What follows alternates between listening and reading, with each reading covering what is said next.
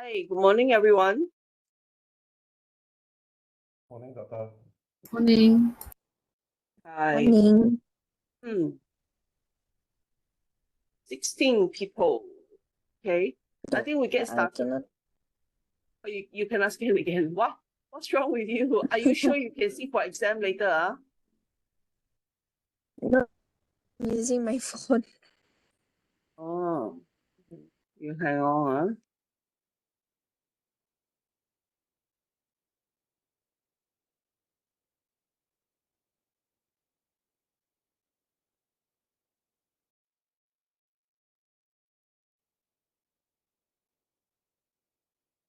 Okay, Angelina, done. We have got Hafifi, Zulkifli, Zahra, Chu, Shanina. Are you here yet? If you are here and you haven't called in yet, just let me know. I will do manual now for you.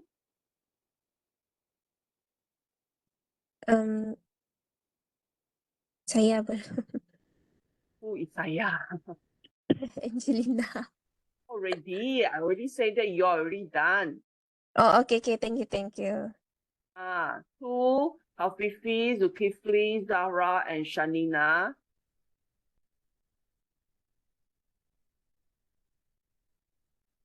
Because I don't want to open share screen again, so until later on when we finish class lah, huh? Okay, never mind. Since they are quiet means that they're not here. Okay. Let's get going. It's our last class, and I'm pretty sure you want to quickly finish it and get on with your Sunday. Okay. Well, here today, this is our last class. Okay.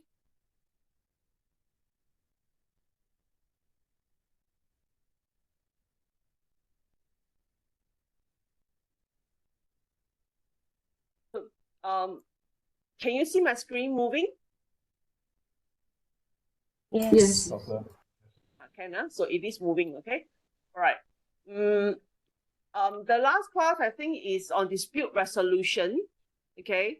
So far, I think we've done everything, okay? We've done everything. Not that I remember I missed out anything, I hope. Yeah, because I have some notes on conflict management. I don't think that one is necessary because, like I say, you guys do it at OB. Yeah, and then procurement, you've already done it at project management.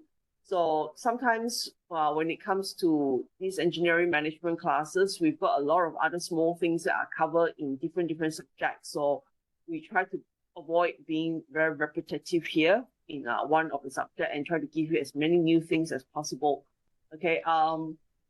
Well, I don't think, in terms of engineering principles, subjects that you've done, any one of them actually covers on this dispute resolution. So I think let's finish on this first, then I will quickly run through what we've covered all this while. Plus, the most exciting thing that I think you're here for will be the exam tips. Yeah. Yes. Wait, it's my exam paper. I should print it out in case I forget about it. Where's my question one? Anyway, yeah, so I printed out my exam paper. So I'll be going through with you exactly based on the exam paper. So you know that I'm not bluffing you. Okay. And I think that is something that you are really the most concerned about because your exam will be next Sunday at 11 to 2 p.m. For those taking this subject. Yeah, and some of you are having earlier classes as well.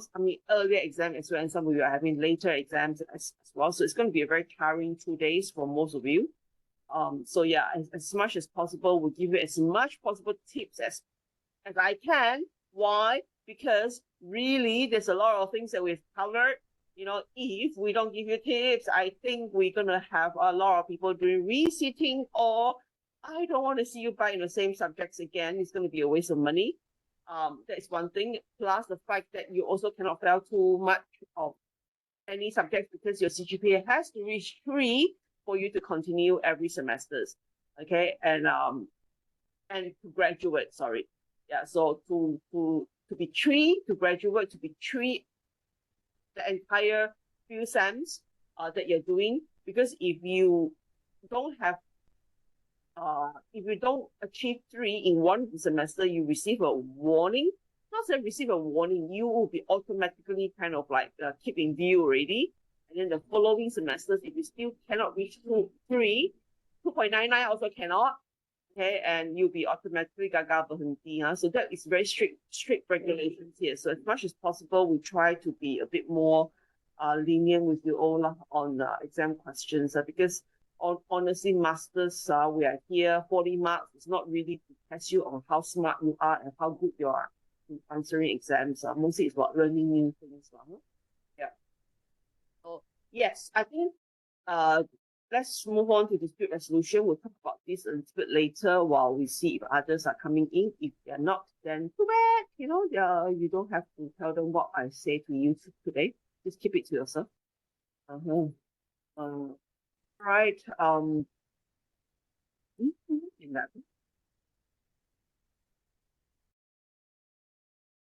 11.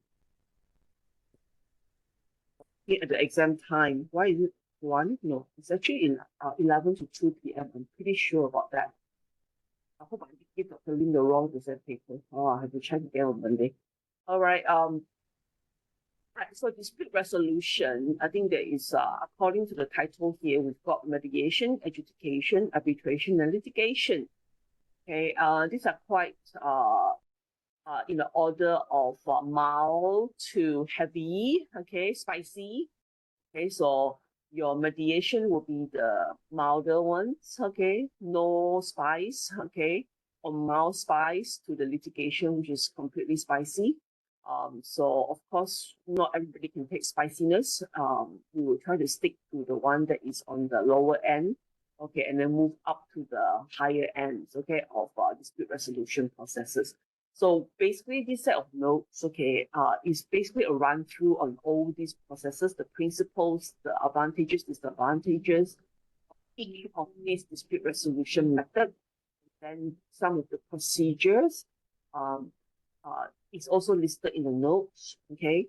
And then for application on purpose, I've got a separate set of writing for you to read, so you don't have to go and seek for books, and all that for further reading. Okay, so I've also compiled a set of research notes that we had on identification.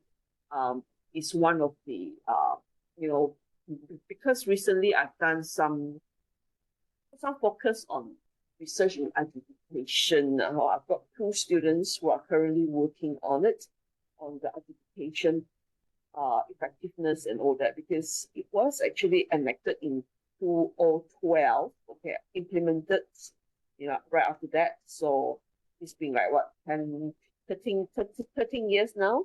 So we'll have to have a look at it and see whether, things are actually working out with this thing, in Malaysia.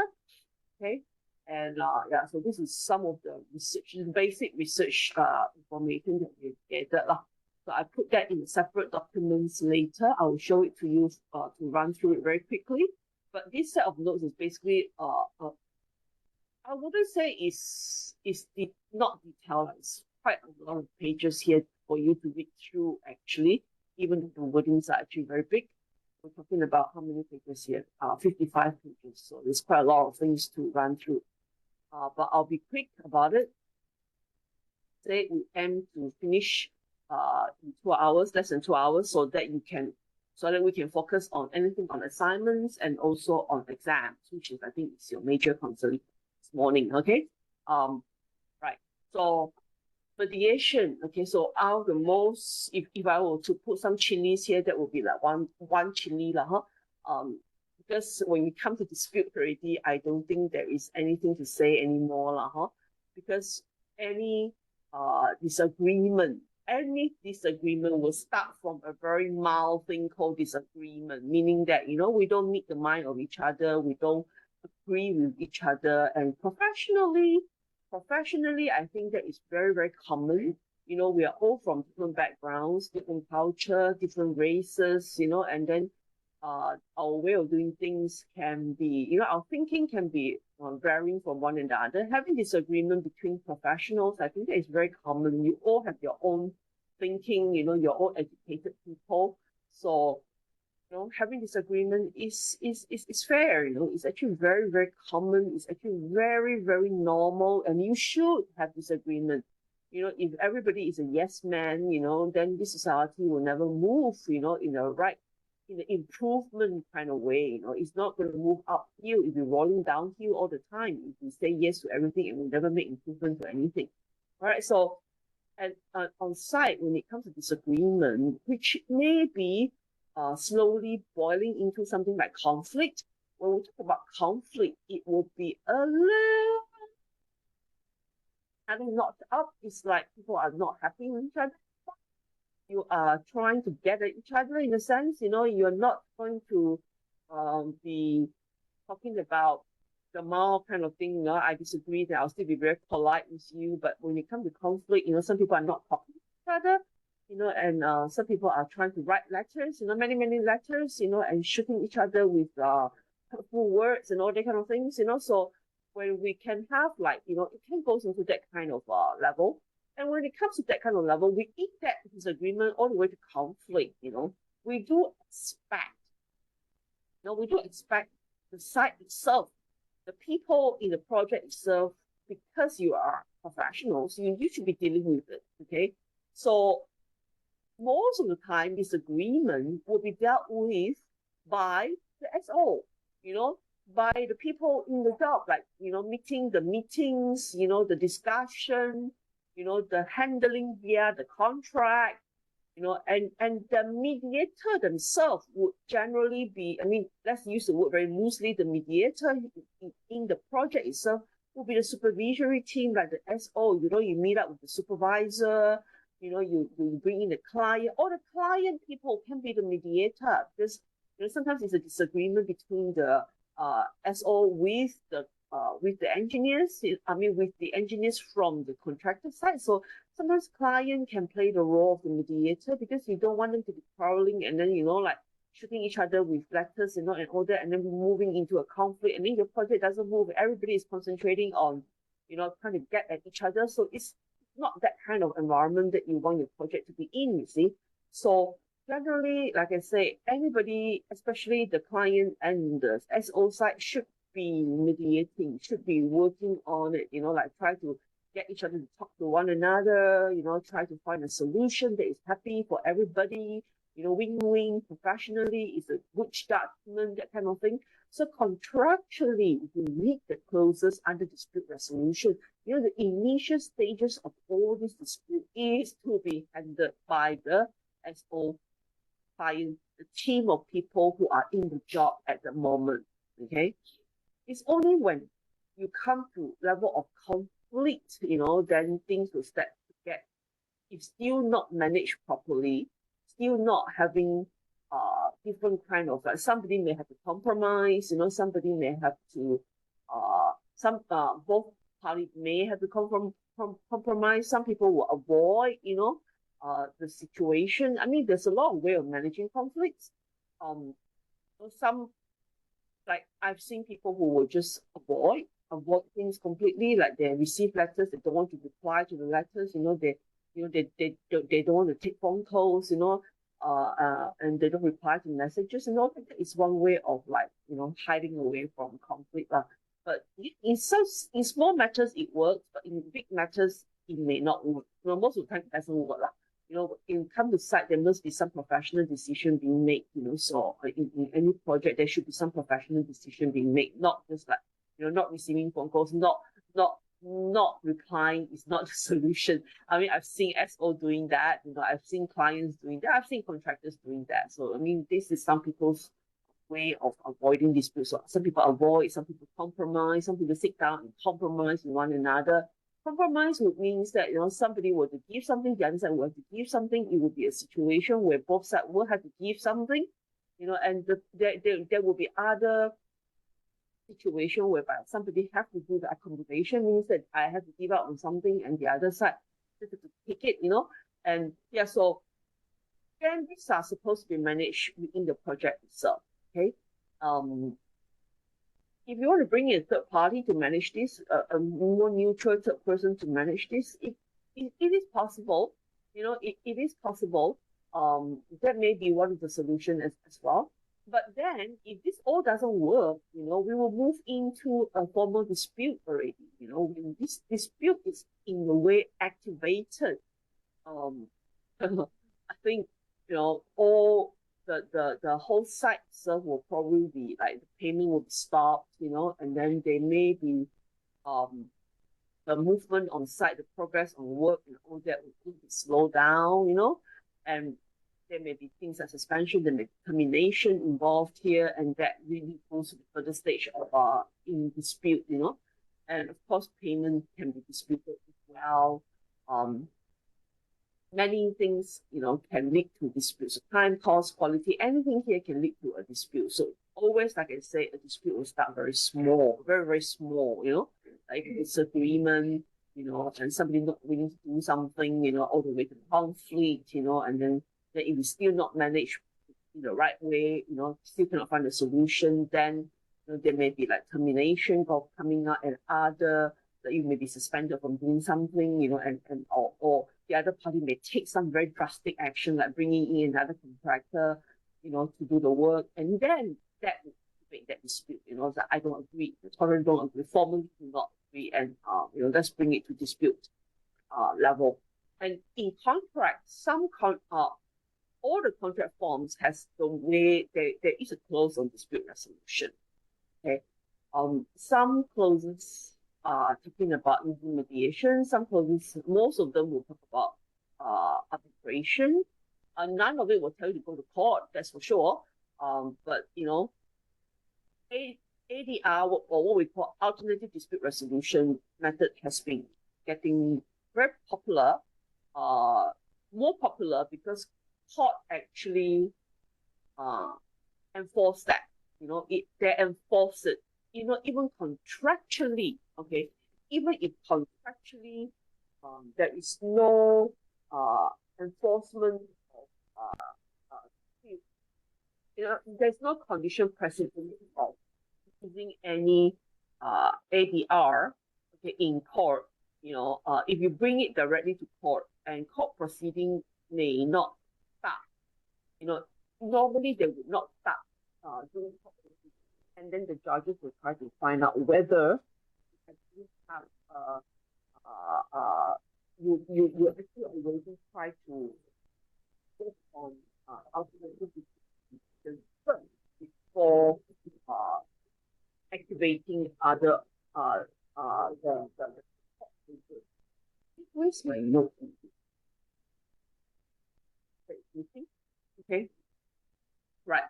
So it is what we call, if it's in the clauses itself, then normally it's called condition precedent. So it has to be done first. They want to see you have results from mediation. Judges will want to see you have results. You've tried other things like arbitration before you come to them. So if you directly go to court and say I want to sue somebody, this is a dispute, you bring it to court. It's different if it's a criminal cases or ethical cases and all that kind of things. This is more on side issues and all that. So or you feel like it's unfair to be terminated, unfair to be suspended, and and not pay and all that. So you bring it to court, to ask for payment and all that kind of things. But in the end, like I say, it is common. The court will pause your lawsuit. Until they are sure that you have done mediation, you've done arbitration, either one, or adjudication. That you have used, other alternative dispute resolution method. Okay, so we called it ADR, alternative dispute resolution. So ADR is deviating from the traditional court method. Okay, so anything else nowadays, even arbitration has become formal. That if it's not ADR anymore, this is disputable. Some places, some people will think that some scholars will think that arbitration is still ADR. Some scholars think that arbitration is so much part of dispute resolution, the formal dispute resolution, that arbitration is almost like court proceedings and it's all taken over by lawyers and judges as arbitrators. There is no point of calling it an ADR anymore. It is just basically a mini litigation. So they do not agree that arbitration is ADR. When they talk about ADR, it would be something like mediation and adjudication. So don't be surprised if you read in different texts or different notes or different places they may call ADR. They may include arbitration in ADR or they may not include arbitration in ADR, which is pretty much the discretion of the scholar themselves. Okay. All right. So first of all, the milder one is mediation. So mediation is like a very gentle, facilitative processes in which the disputing party are engaging assistance of an impartial third party called the mediator to help them to arrive at an agreed resolution. Okay. This one here in standard forms, PAM, okay, and CIDD form, that this is a condition precedent. So it is there. It said if you have a dispute, go to mediation. So it's very clearly stated there. So when there is this condition here in the clauses itself, you cannot run away from it. You cannot say that I don't want it. You have to, even if you say you don't want to, you opt out. You choose something, because like some have got double. They will say, mediation and adjudication. So if you can go for either one, that's fine. But it's not like you have to do first mediation and then adjudication. No, that one is no need to select. You can do selection. You don't have to follow one after another. But this is talking about if this is there in the clauses, it is actually mandatory. Mandatory for you to do it first before you go to court. Okay. So even if one party refuse mediation, okay, court can refuse mediation and directly go to litigation. The most common remedy here would be if there is no clauses. If there's no clauses at all, okay, we're talking about two views here. One is when there is clauses there. So that one is clear cut. You follow it, you have to do mediation or another dispute resolution method first before you can go to court. So if it's there already stated, then you follow. If it's not stated in any of the clauses, or if it's stated there arbitration or something like that, okay, like it is not a closed thing, in the contract that you sign, and you choose to directly go to litigation, okay, the most common remedy for the court is to pause the lawsuit until mediation is attempted. Okay. And there is, like, let's say if some people refuse to do it, they can be penalized. Okay. But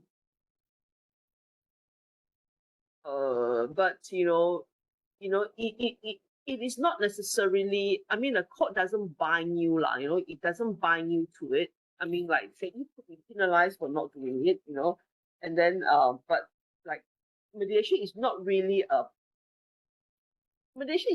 binding thing like arbitration, so it's a bit difficult to actually force people to do things. Okay. So I think that is a good thing with mediation. It's not going to be putting each other on a very adversarial kind of relationship. But like here, mediation is mandatory. If it's mandatory, like in CIDB form, it's optional in PAM form. Okay.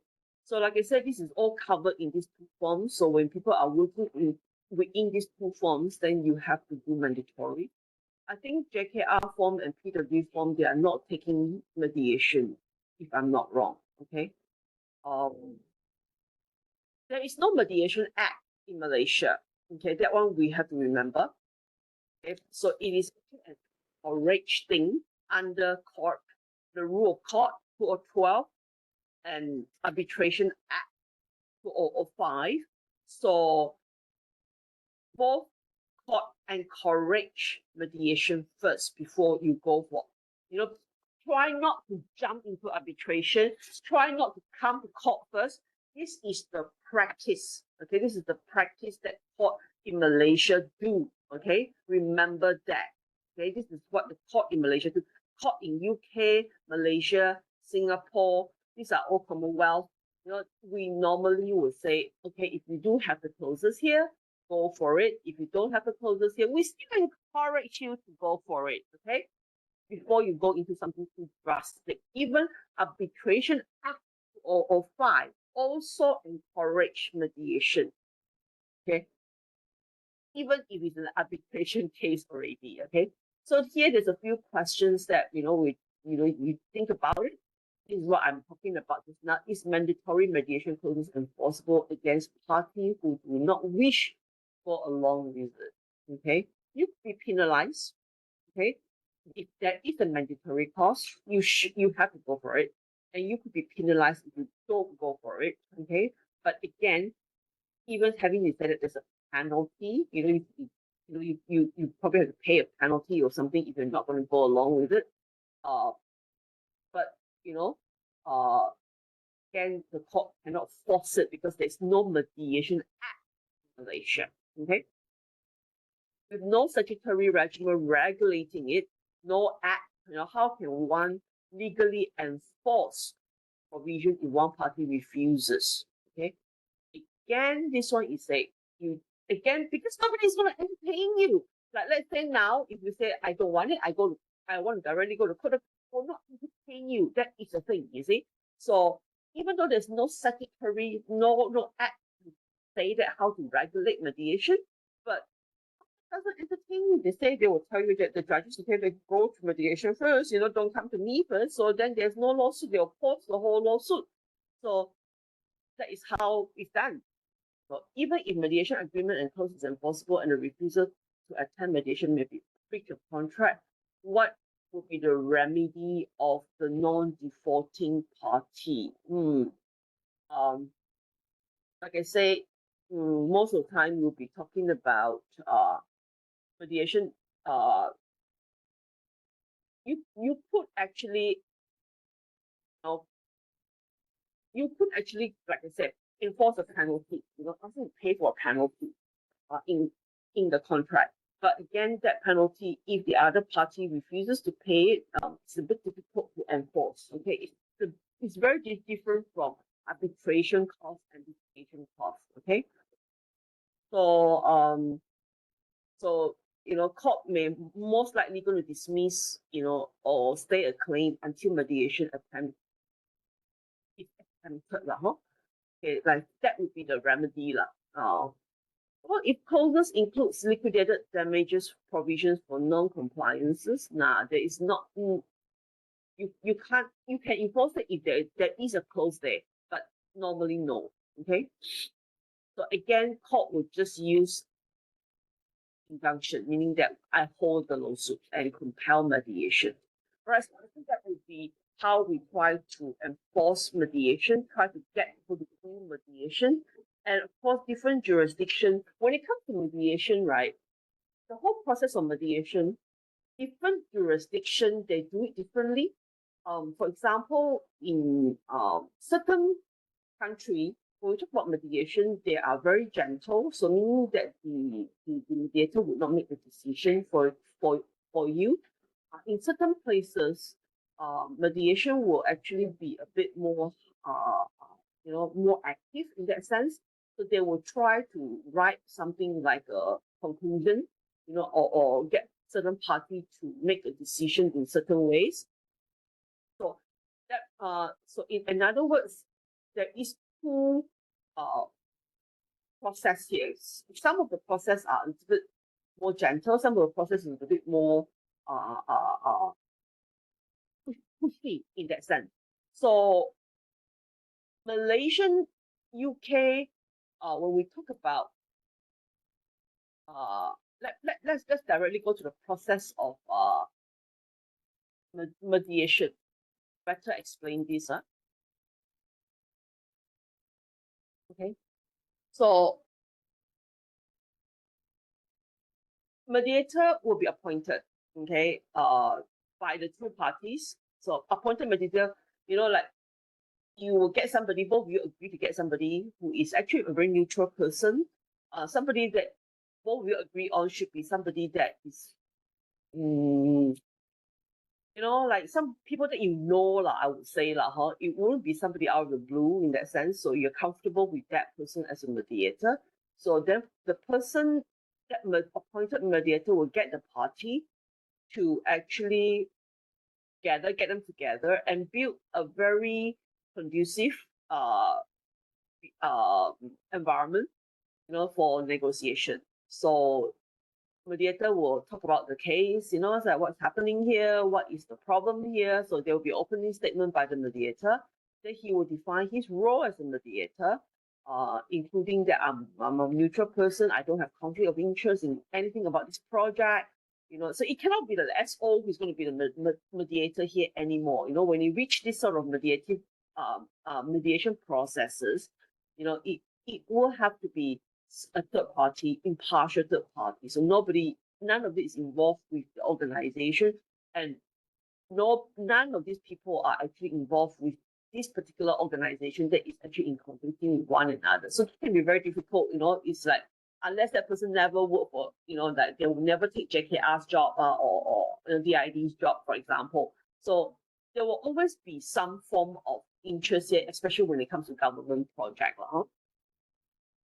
Again, government project will never call for mediation. I mean, so far I've not seen that. They will just, say arbitration normally. So including mediator, like saying that, he will tell that I'm the neutral person. This is going to be a confidential thing. There will, we were not going to publish it in newspaper or put it in social media about what is happening here. So we will lay down the rules. He will lay down the rules. He or she will lay down the rules. I mean, people have to be trained now. They cannot be. There are people who train mediator. Of course, it's better to get a trained mediator than just any Tom, Dick, and Harry that is, that is basically that to be a mediator. So, these people will have to lay down the ground rules. You should not be shouting at each other. You're not going to scream at each other. You're not going to punch each other or flip the tables, during mediation. So they will lay down the ground rules. And then each party will be invited to present his side of the case uninterrupted. So you're not supposed to interrupt, like let's say I'm a contractor and I'm having an issue with this particular client here. So let the client present the case. The client will talk, like why he's unhappy, what is the problem with, whatever the decision and all that, that they made. And then when finished, the other party will see, so you must maintain, the mediator must maintain that emotional climax by controlling, no attacks, it's very, very, when the other party is talking, the other side, party A and party B, when party A is talking, party B will probably be like, oh, it's all rubbish, and then you want to talk back, so that has to be controlled, okay? So often mediator may, do two meetings, like separate meetings, so you may want to talk in the absence of the other party if you want to do a more meaningful discussion, and find out more about the information without the other parties try to stand up and, and cut the other party short and say that what you're thinking is not true and all that kind of things, and it's not right, the facts not right and all that. So then, you get two parties to talk, and then you go to each party and talk to them privately, okay? And then is the part that can be different here between jurisdiction. People, some jurisdiction, when in Malaysia and UK, Singapore, when we talk about mediation process, this is what we will do. So we will bring the party together for further negotiation and discussion. Okay, you can see that the role here is very gentle. His role is very gentle. They're going to get each other to come to a point to discuss. And the difference here is whether you will throw in some option. certain jurisdiction, you will let them generate the solution while you try to hold the atmosphere, while you try to convince them that this may be a good thing to go for.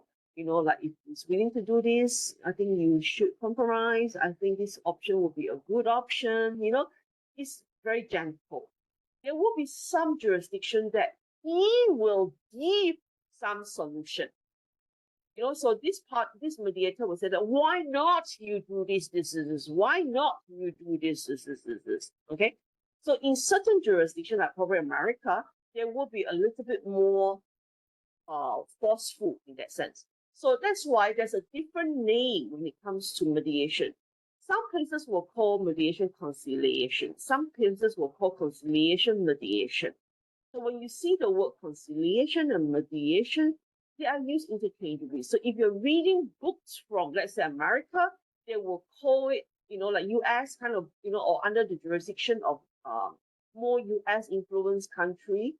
They're, when you read their mediation processes, it can be a lot more forceful, and when you come to like UK, Malaysia, our mediation processes are a little bit more gentle.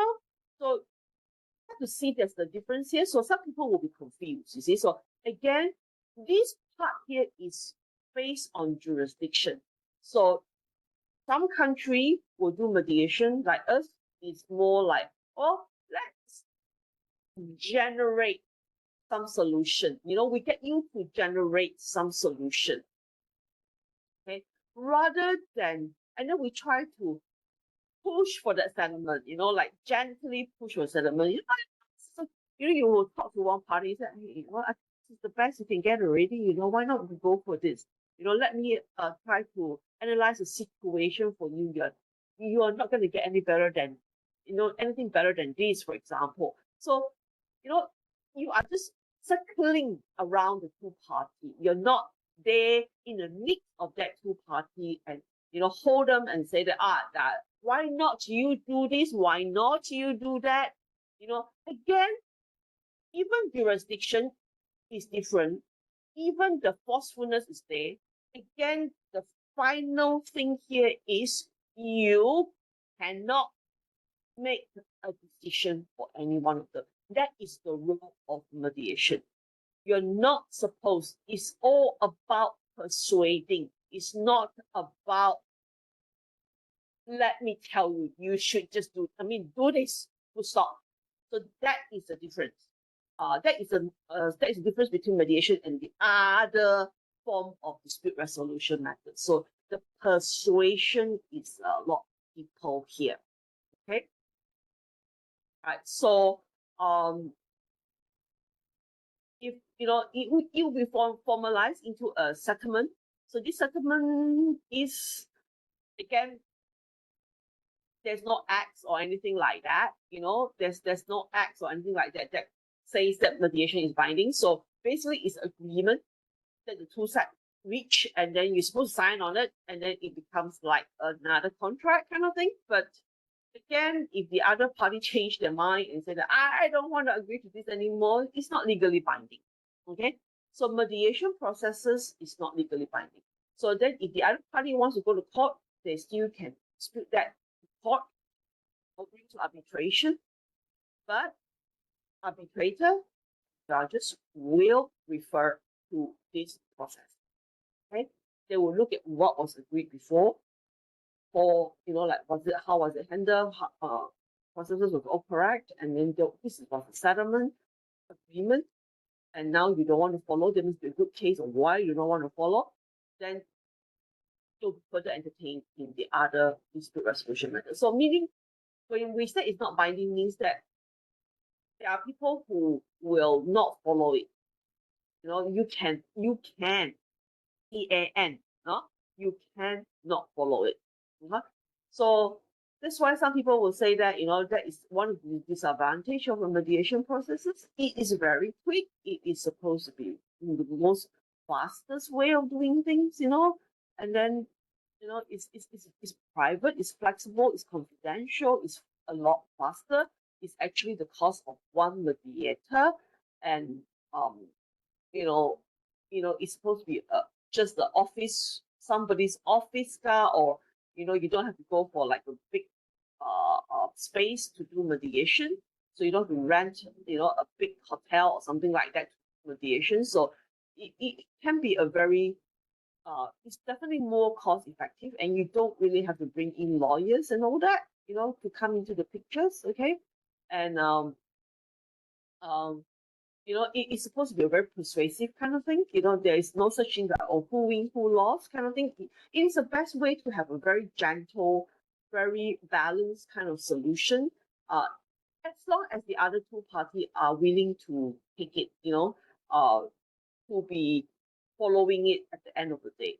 So mediator will control the process, and then of course, you can still walk away if you want to, and then go for another process that is a bit stronger. Okay, so there's a lot of advantage, but of course we are very short of mediators. We have a lot of arbitrators. Okay, because lawyers are involved in arbitration, so it's a big business actually. So that is the bad thing about arbitration, and but like I say, sometimes it can be safe as well. If the other party, if some parties are out of control, then mediation can also be ineffective. When you've got very bad temper people involved, then sometimes it's hard to control. Then disadvantage is not binding. The disputes are not binding.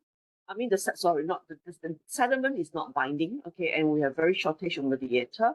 And then mediation training is not you cannot just get anybody.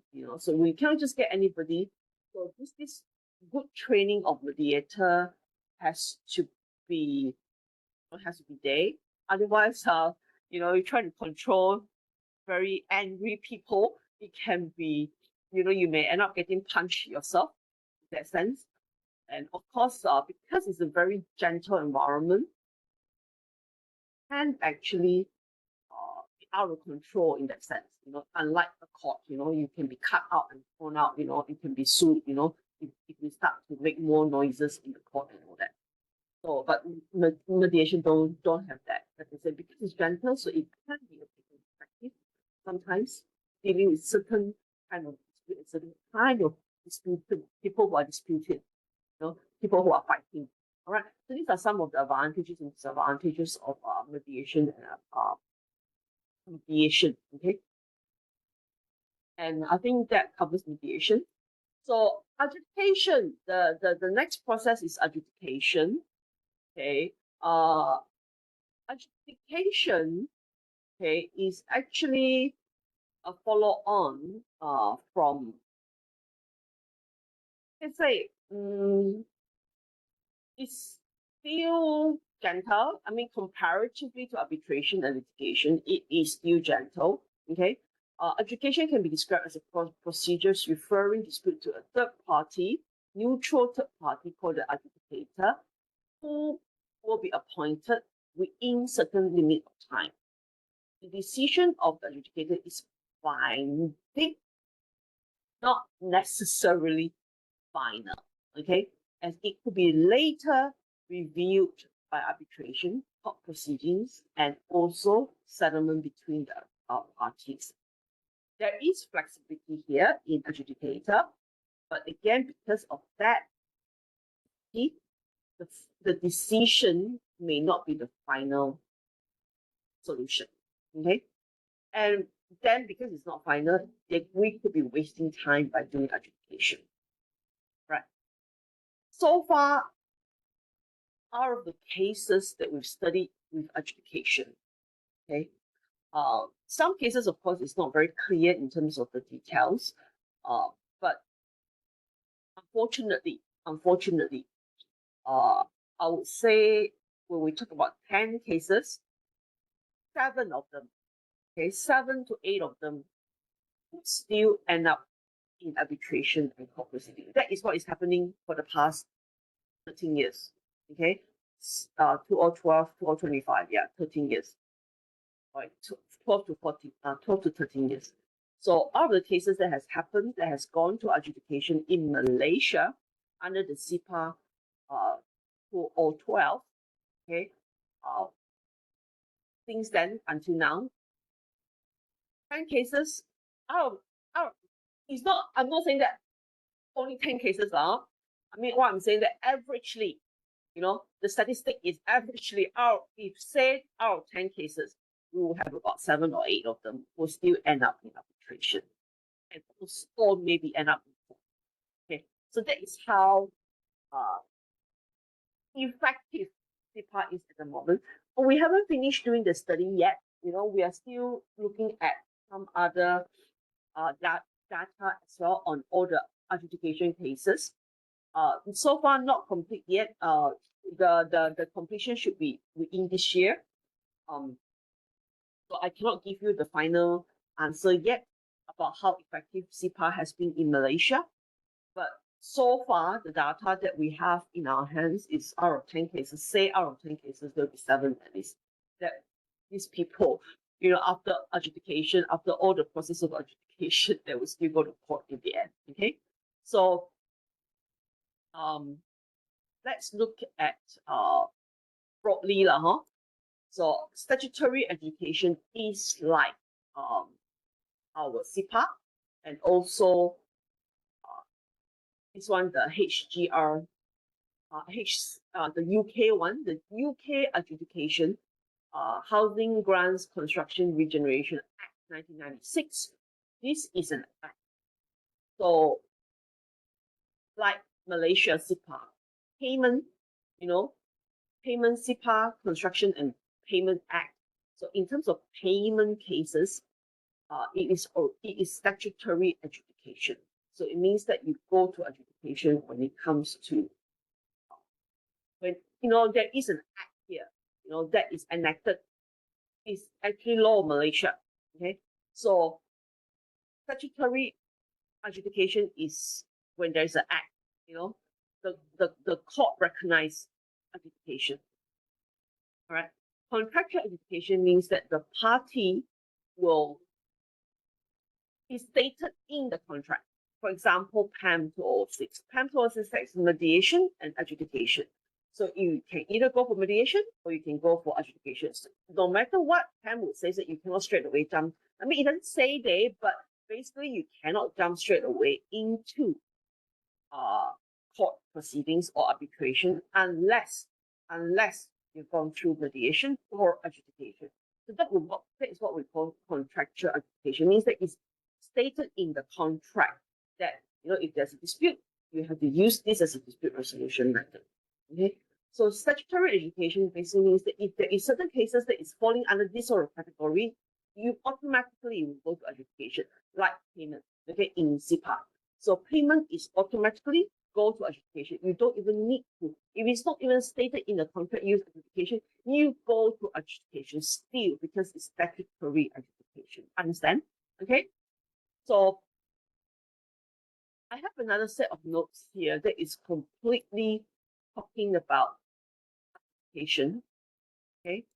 So in Malaysia now at the moment, because we recognize Malaysia is starting to getting more and more familiar. You can see that Malaysian construction industry, they are becoming increasingly more aware of construction dispute resolution, meaning that whether it's the contractor, whether it's SO, whether it's the client, you all should be, as engineers in general, you should not be thinking like what we are 20 years ago. We've got very timid kind of people that we are very more good nature in that sense that we wouldn't want to escalate things up to that sort of level. Yeah, but of course, if you talk about 20 years back, project is a lot smaller, amount of money is a lot smaller, and project group are probably a lot smaller. There isn't that many kind of, engineers around as well in an organization. Now it's like people are more and more aware, engineers are more aware of their rights. more aware of the contract, you know, and they're more aware of the clauses, they're more aware of their whatever that is stated, you know, they're more aware of the law as well. So it's in a way, it's a progression of the nation. In a way, people are getting more mature. Um, they understand about, you know, if this is my right, I have to fight for it. So you tend to have that tendency of things being escalated into this disagreement, being escalated into dispute, and needing for external, you know, when we come to dispute, it's already have to be externally handled. It's not going to be anything internally handled by the party. Okay. Of course, besides the settlements usually is they have to go one big round, either through dispute resolution. You know, when we talk today, all this dispute resolution method, you will see the word third party. There is not going to be anything that is like, you know, talk between the party themselves resolving the dispute among themselves. Because if that has to be done, it has to be done before you go for dispute resolution. Okay. So when we talk about dispute resolution, it's always third party. So it means that people are more willing to fight for their rights. People can be getting a bit more, I don't know, nowadays people are getting more angry with things, you know, and not as good nature anymore. I don't know. It's just a mental psychology thing, you know. You you're more aware of your rights, lah. I mean, to put it very simply, I don't know how else to put it in the way, you know. I don't know, people are more stressed out, I don't know, more pressured maybe. You know, they tend to get more angry, they can blow up, you know, they say if you don't want it, then I fight for it, lah. So then, you know, you bring JKR, you bring water board, you bring, you know, different people to court, you know, you want to, or arbitration and all that. You know, so the cases are getting more and more in that sense. Sarawak, even in Sarawak, you see a lot more growth in cases as well. And not talk about West Malaysia as well, you know. West Malaysia, the thing, like, even more cases of disputes and that needs participation, that needs arbitration, mediation, and all that. So using third party to resolve dispute. And these are all going to be money and time consuming, honestly. Okay. So because of payment is one of the saddest thing lah, I would say lah, in any contract lah, like I said, even contractor, you cannot, most of the time you cannot just suspend your work without because you don't get paid, you can't suspend your work. So because of payment issues, okay, there is a lot of tendency of escalating into payment dispute in that sense. So Malaysia and a lot of contract form, you know, you do tender dispute, you know, there is LAD, you know, all these sort of things, you know, that is involved. But there wasn't much of a clear procedures when it comes to payment sort of dispute. So I think there was a very big gap. You know, there was a very big gap in, you know, big grievances and big gap. You know, and especially if you read the papers that we've written, is that whether it's consultant, whether it's contractor, we all know that payment has been very slow. People are, a lot of organizations, private and also GLC and also government are not following the procedures, you know, and not following the procedures properly, and a lot of this not following the contract properly, you know, and that there's a very lacking in help, you know, like how to resolve this sort of dispute. And that is where you know, SIPA comes into the picture. So this is what I'm trying to say here. This of the notes is where we talk about, you know, like what is that framework of SIPA? How did this framework of SIPA actually comes about? So, you know, when there is a lot of this harmful relationship coming up, you know, and more of these issues coming up, and whereby, you know, contractor, subcontractor has a lot of unresolved payment issues, you know, that comes into the construction industry, which is actually a very big part of the country's GDP, a big industry that is linked to many industries. So I think there is a need here with the contract itself, there's a hole here that there is no help. There's no resolution in the contract. I mean, you can put it under the rest of the dispute resolution category and all that, but it doesn't help. When you're not being paid, even one day is a long day. So not to say that if you want to follow the typical dispute resolution method whereby you bring it up to your typical contractual dispute resolution whatever is stated in the formal contract. If you follow through that, it could be like years, and then when you put it in dispute, everything is whole.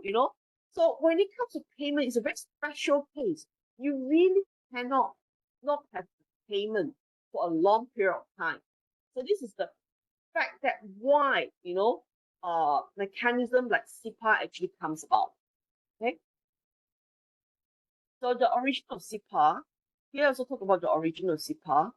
Okay, so any dispute resolution regarding payment, okay, whether it's delay, non-payment, all these are actually resolved through ADR.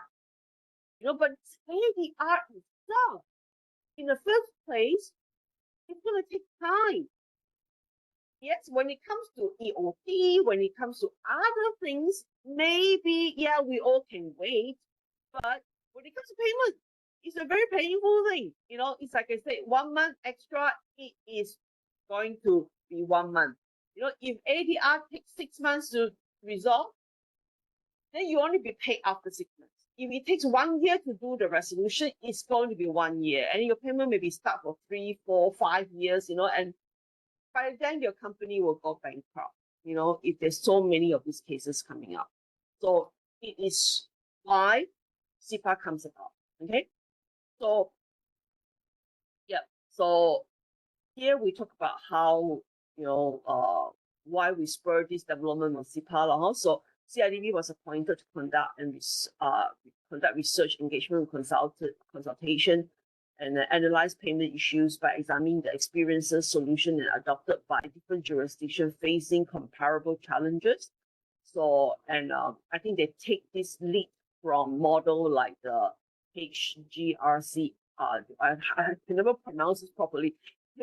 HGCRA in the United Kingdom, and similar legislation in Singapore, New Zealand, and Australia. And this is typically Commonwealth country. They take the inspiration from there. So in addition to the inefficiencies of existing dispute resolution, okay, so it prompts CIDB to enact SIPA. Okay, so to resolve all these specifically payment related disputes.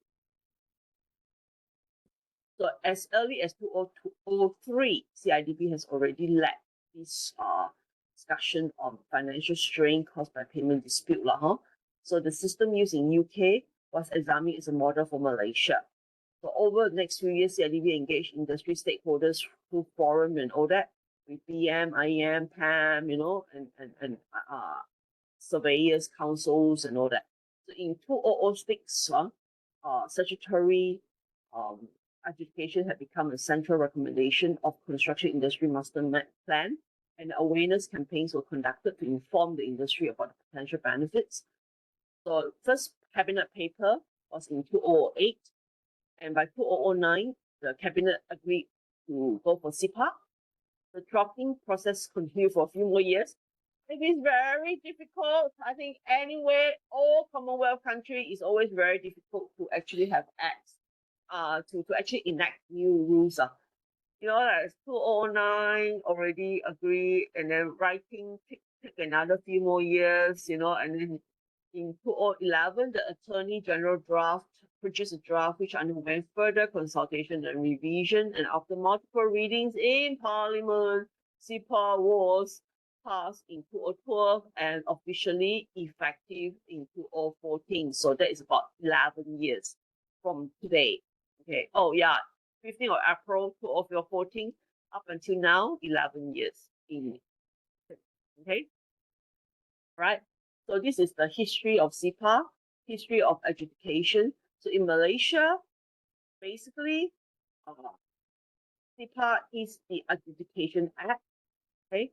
And again, focus is on payment. Okay, focus is on payment. There is adjudication processes for other things, non-payment, but the focus is still on payment. Okay.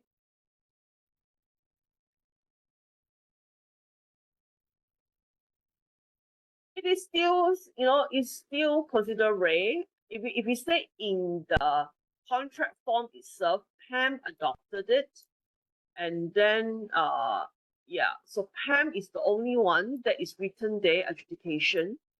I think JKR no, PWB also no, yeah, if I'm not wrong. Okay, I mean, so many contract forms, sometimes I also get lost in all of them. I have to refer back to I can't memorize. I used to be able to memorize a lot of them, but not anymore actually. Yeah. However, the scope of applicability has been greatly extended by Underpinning Act, in that any party to a construction contract is entitled to resort to adjudication. Okay, so even though it's not stated in contract, okay, if let's say you are in JKR form, I mean you're using JKR form or PWB form, and a contractor, even though it's not contractual adjudication, because it's statutory adjudication, if the condition is right, you can resort to adjudication. It is, there's an act underpinning it. So yes, you can. So yeah, so this is Construction Industry Payment and Adjudication Act 2012, okay, which is received royal assent on 13th of June 2012, enforced 2014, So now Malaysia have a statutory adjudication. This is very important. Now let me highlight underline statutory adjudication means that any contract, even though you don't have it, you can go for it. Okay.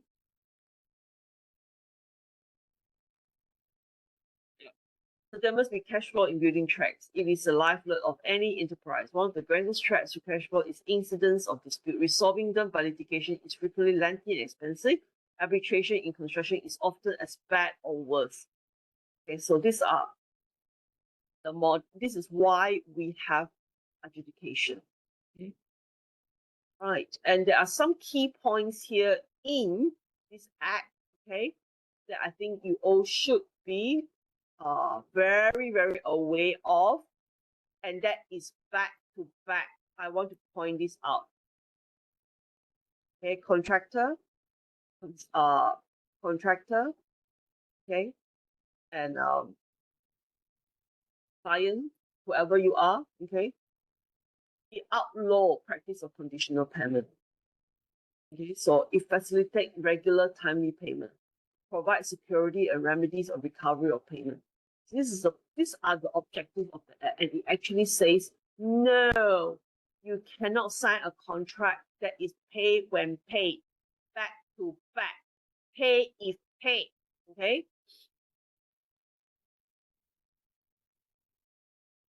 Right. So let's go to the most interesting part: adjudication processes. Okay.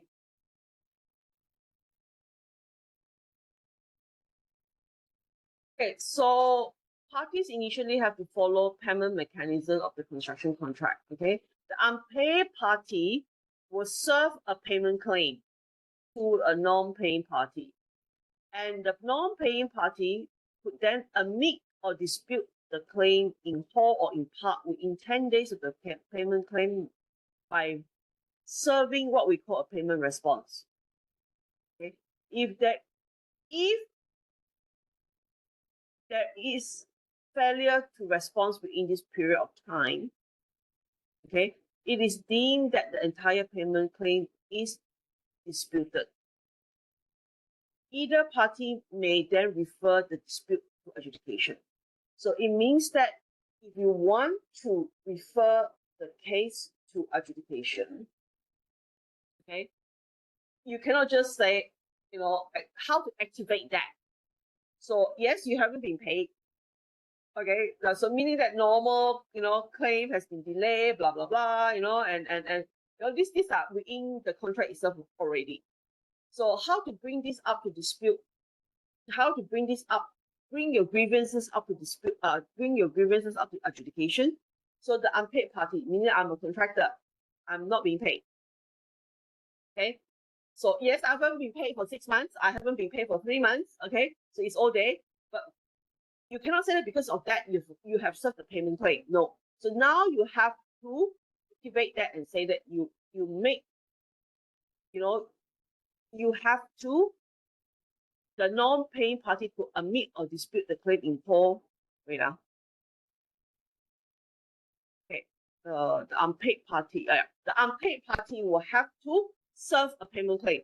So meaning that you still have to put in that and say that, put in the claim and say that, okay, I have not been paid. Our company has not been paid this amount, this amount of money since when? Okay. So then the other party must admit or dispute. If you dispute within, you must dispute. Okay. If you say yes or no, but of course, when that happens, that is a payment, that is what we call a response. Okay. So either you pay and we solve this problem. Okay, so or you serve a payment response. Okay, so within this period of time, if you keep quiet, that is the client side keep quiet, okay, this entire payment is deemed to be disputed already. And now we are going to adjudication. So adjudication process is initiated by serving a notice of adjudication by the claimant to the respondent. Okay, by the claimant to the respondent. Okay, and notice of adjudication shall state that the nature and brief descriptions of the dispute, state the remedy sought, and state that it is made under the Act. Okay, so this one here, you must write it like this lah. So this is notice of adjudication.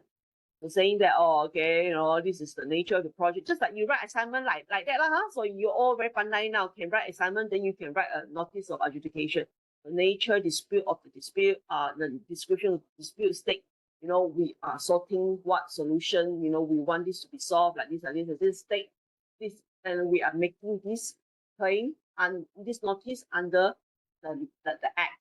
Okay. Then the adjudicator will be nominated by agreement of both parties in dispute within 10 days from the serving of the notice. So we serve the notice, both of you will have to not to sit down, you can't sit down anymore, I guess. So you have to confirm which adjudicator you want.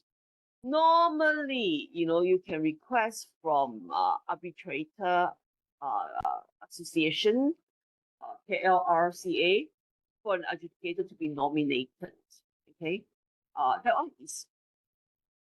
And the same people are, honestly, I've seen a lot of trained arbitrators, meaning that licensed arbitrators.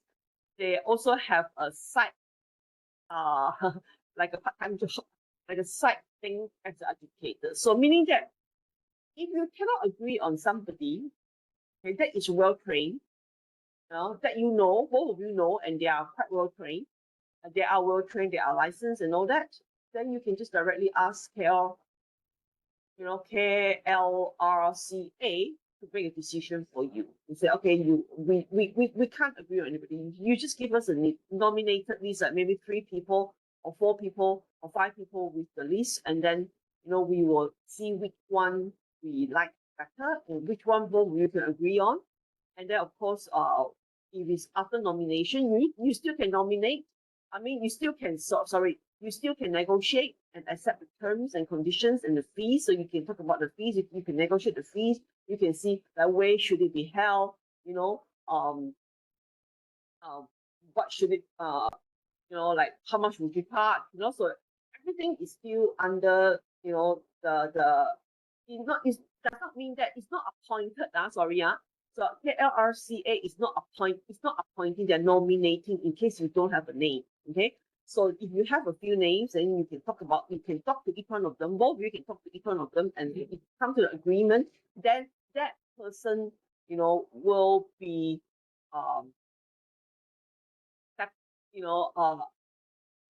it will be confirmed. So the claimant will serve adjudication claim on the respondents within 10 working days, upon which terms of adjudicated. So meaning that you have to serve accept the terms, the adjudicator will say yes, everything okay, you all negotiate ready, then adjudicator accept these working terms, okay? So meaning that he is going to be appointed at that point in time. So upon acceptance, upon the appointment of adjudicator, the claimant serve. The claimant means that the non-paid party, the person who are not paid, will serve what we call an adjudication claim. So you can see that there is a payment claim first place, and then you have to have a notice of adjudication also done by the claimant, which is the not paid party, and then the not paid party will serve the adjudication claim to the respondent. Okay, once adjudicator is accepted. Notice is to find arbitrator. Both of you agree on arbitrator. Arbitrator agree, then we are activating the process now. Then the respondent, which is a non-paying party, will serve adjudication response on the claimant within 10 working days of receiving, particularizing on his defense and response. Following this, claimant will serve adjudication reply. So meaning that, basically meaning that both organization, all your engineers, normally with the help of legal advisor, if you have in your organization, or you probably will also have to bring in a lawyer, okay, to help you with this. So with all these ding dong, it's all on paper writing, okay? Adjudication response. So meaning party A, the claimant, you write to party B, okay? And then party B, response in defense, and then claimant, party A will further reply. So it's ding dong ding, okay? Within 5 working days. Now the adjudicator, so while this is happening, the adjudicator will establish the process, the procedures, for the disclosure of documents. He will be listing out what documents he wants out of all your replies, basically, out of all your grievances, out of all the defenses and all this sort of things, then he can draw out his experience from his experience. That is why adjudicators, it is not good if you ask a lawyer to be your adjudicators. Many lawyers, they are in the arbitrator association, and when they are in the arbitrator association, they are also they can also do adjudication cases. When they do adjudication cases, they are going to be asking for a lot of these legal documents. They are going to be basing the case a lot on legality. And you're going to be producing so many documents that is not technical. Okay? So adjudicators, arbitrators, no matter what, always get somebody who is from engineering background. Don't get a lawyer who has do construction background. Get an engineer who has law background. Okay? It will make life a lot easier for everybody.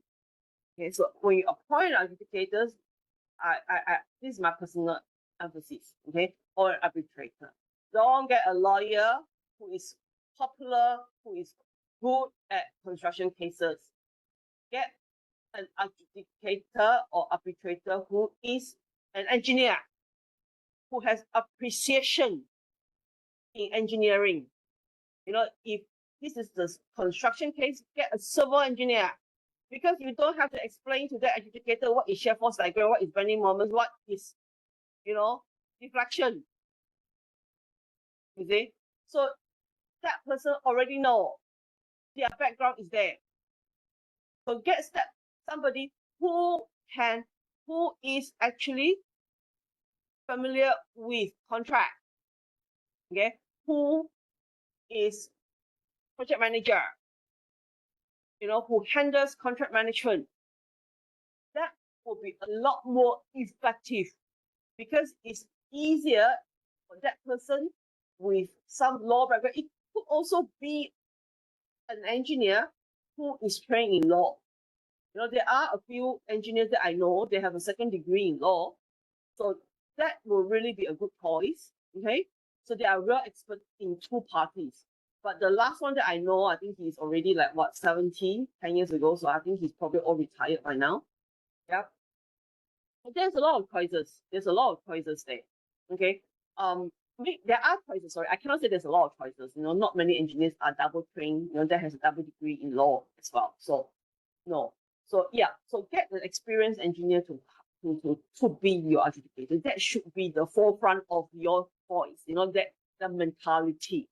Don't get lawyers to do that. Okay. I mean, like lawyers will spend like hours trying to get you to produce documents, like explaining to them what is the integrity of, you know, what is piling and why must you do how many blows and all that. What is blows? You know, even they can't understand that. You see, so I've seen many lawyers muck totally shit up. You know, sorry for the language. It is totally muck up on cases. Okay, on engineering cases, they could not even understand. Okay, the intricacy of project timeline. You know, so what more do you think you're going to ask them to fight for EOT cases?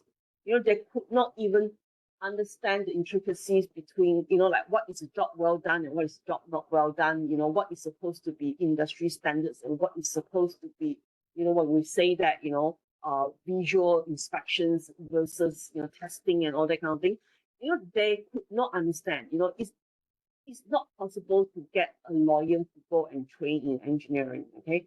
So it's easier to get an engineer to be trained in law. So that is the emphasis that I have to bring up to everybody who is actually planning or involved or whatever in any of the cases at the moment. They're all planning to be having or coming out have application cases in your hands. So I mean, these are always good points. Otherwise, it's going to be so expensive, so time consuming. You know, and lawyers is like they work with time. You know, the more they write, the more they do. You know, they have to be paid. You see. So yeah. So now, he educator will draw all this up. Okay. But there are also standard fees that is imposed by KLRCA, you know, regulations and all that. You can base it on that as well. So then when ongoing, okay, so the ding dong ding is ongoing. So educator can, like I said, already formulate all the formulations. So while this document is going on, so he can ask for the documents, he can even choose to talk to the parties, you know, and then there will be a reviewing of all the documents and or you know, like I said, on-site visits and you know, maybe going to the site, going to the project site, you know, and going to the offices, you know, and work on it, you know, and all that. And then there will be a decision. He has to reach a decision and formulate and deliver the decision within 45 days. So you see, according to the Acts, there's a lot of timeline here involved. And when we talk about law here, this timeline is you have to be strict about it. So you cannot be like, you know, like contract like that. You know, we talk about 60 days, you know, and then you end up not paying people in 60 months, you know. So here, when we have it in the Act itself, these are actually very strict procedures to follow. So adjudicator would then reach a decision, formulate it, and deliver. So with all the documents, with all the, you know, the replies, you know, the writing of the replies, the claimant's claim, response, reply, and plus his the whole adjudication process here that is already listed out. So here, adjudicator will set up, you know, the whole procedures, whether he's going to be disclosing the documents, set a deadline, and also he'll be meeting the parties. He can call for meetings, interrogation, answering, clarification. So this thing here, after this response, okay, after this reply, you are going to be in the process of adjudication already. So once this process is completed, okay, once this process is completed, then within 45 days, adjudicators will have to write an adjudication response or adjudication reply, okay, to express his decision, okay, which I think is it has to be made. Okay, so this decision has to be made. So this decision will be in writing and then containing reasons, okay, and then why this decision is made and all that. So this decision is binding. So meaning that binding means that, look, I've got this adjudicated decision is there already, and this decision will also be served, it will be kept as a copy in KLRCA. So KLRCA basically is also, and like I say, an organization. It's not a mandatory organization, but they're actually like an organization that helps to regulate all these processes of arbitration and adjudication. It used to be arbitration, but now they're also putting adjudication under them. So this decision is binding. Okay, so meaning that this decision has to be followed by the party, unless this party decided to say, okay, now I want to go to court. Okay, or arbitration. Or they say that they look at the decision and they say, okay, like this, I'm not happy, you're not happy. What will we decided? Let's not go to court anymore, let's not go to arbitration anymore. And for some reason you manage to be able to sit down and settle. Okay, so it could be also settlement by the both parties. So again, decision is binding means that you're supposed to follow. But after adjudication process, you have to follow the decision, unless you go and bring it to court, arbitration, or you have a separate settlement, meaning that you can sit down and work on it and then have another contract, and that can override. So why settlement is more important? Why settlement is also in the picture? Because it's your case, it's the both of you fighting. So now if you want to be chummy and get friendly again, adjudication process cannot stop you from doing that. That would probably be a better outcome compared to any of the third-party processes.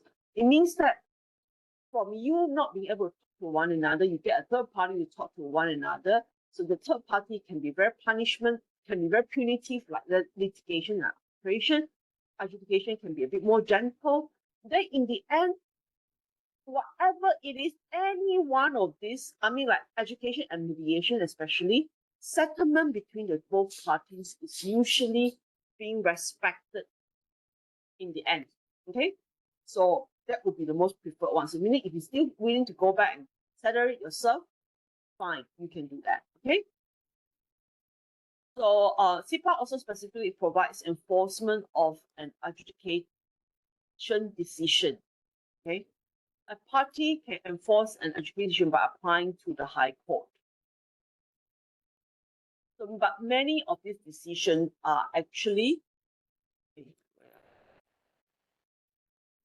so many of these decisions, like I said, many of the arbitrator decision was actually brought to court later on.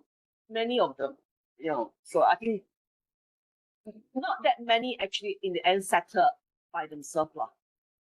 So here also this set of notes I've also went through, give you some more writing core procedures, of arbitration.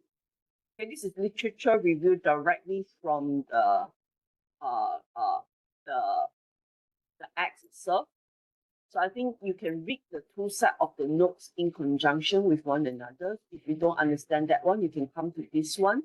Here, we also go through the process one by one. Okay.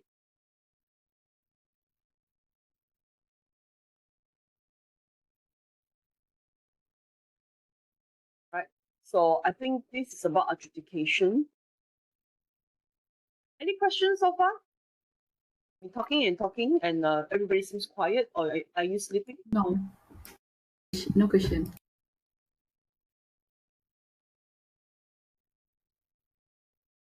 So we also have advantages and disadvantages of CIPA, okay, of adjudication.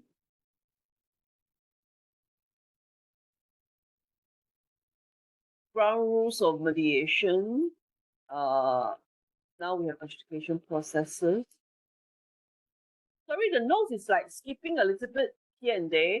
So it's basically, you know, we go from basic principles, what is adjudication, what is mediation, what is arbitration, what is litigation, and then go to the advantages, disadvantages, and then we go to the processes of the four, and then that's it, you know. So we actually follow the topic lah, huh?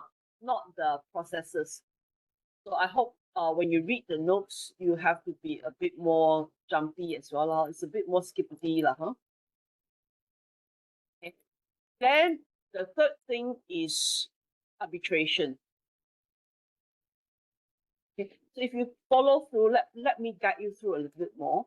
So you see, we talk about principle of mediation, principle of adjudication. What is adjudication broadly? Okay, and then we talk about arbitration very broadly. Then we talk about litigation very broadly. I think litigation is about going to court, so there's not much of a talking here, not much of a notes here.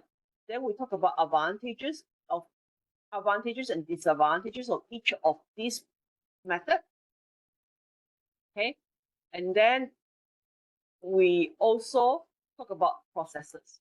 So maybe I will redraft the notes again a little bit here. Maybe I'll put the big heading here, processes. So then it's a bit easier for you to read. I think most of you are concerned more about the processes.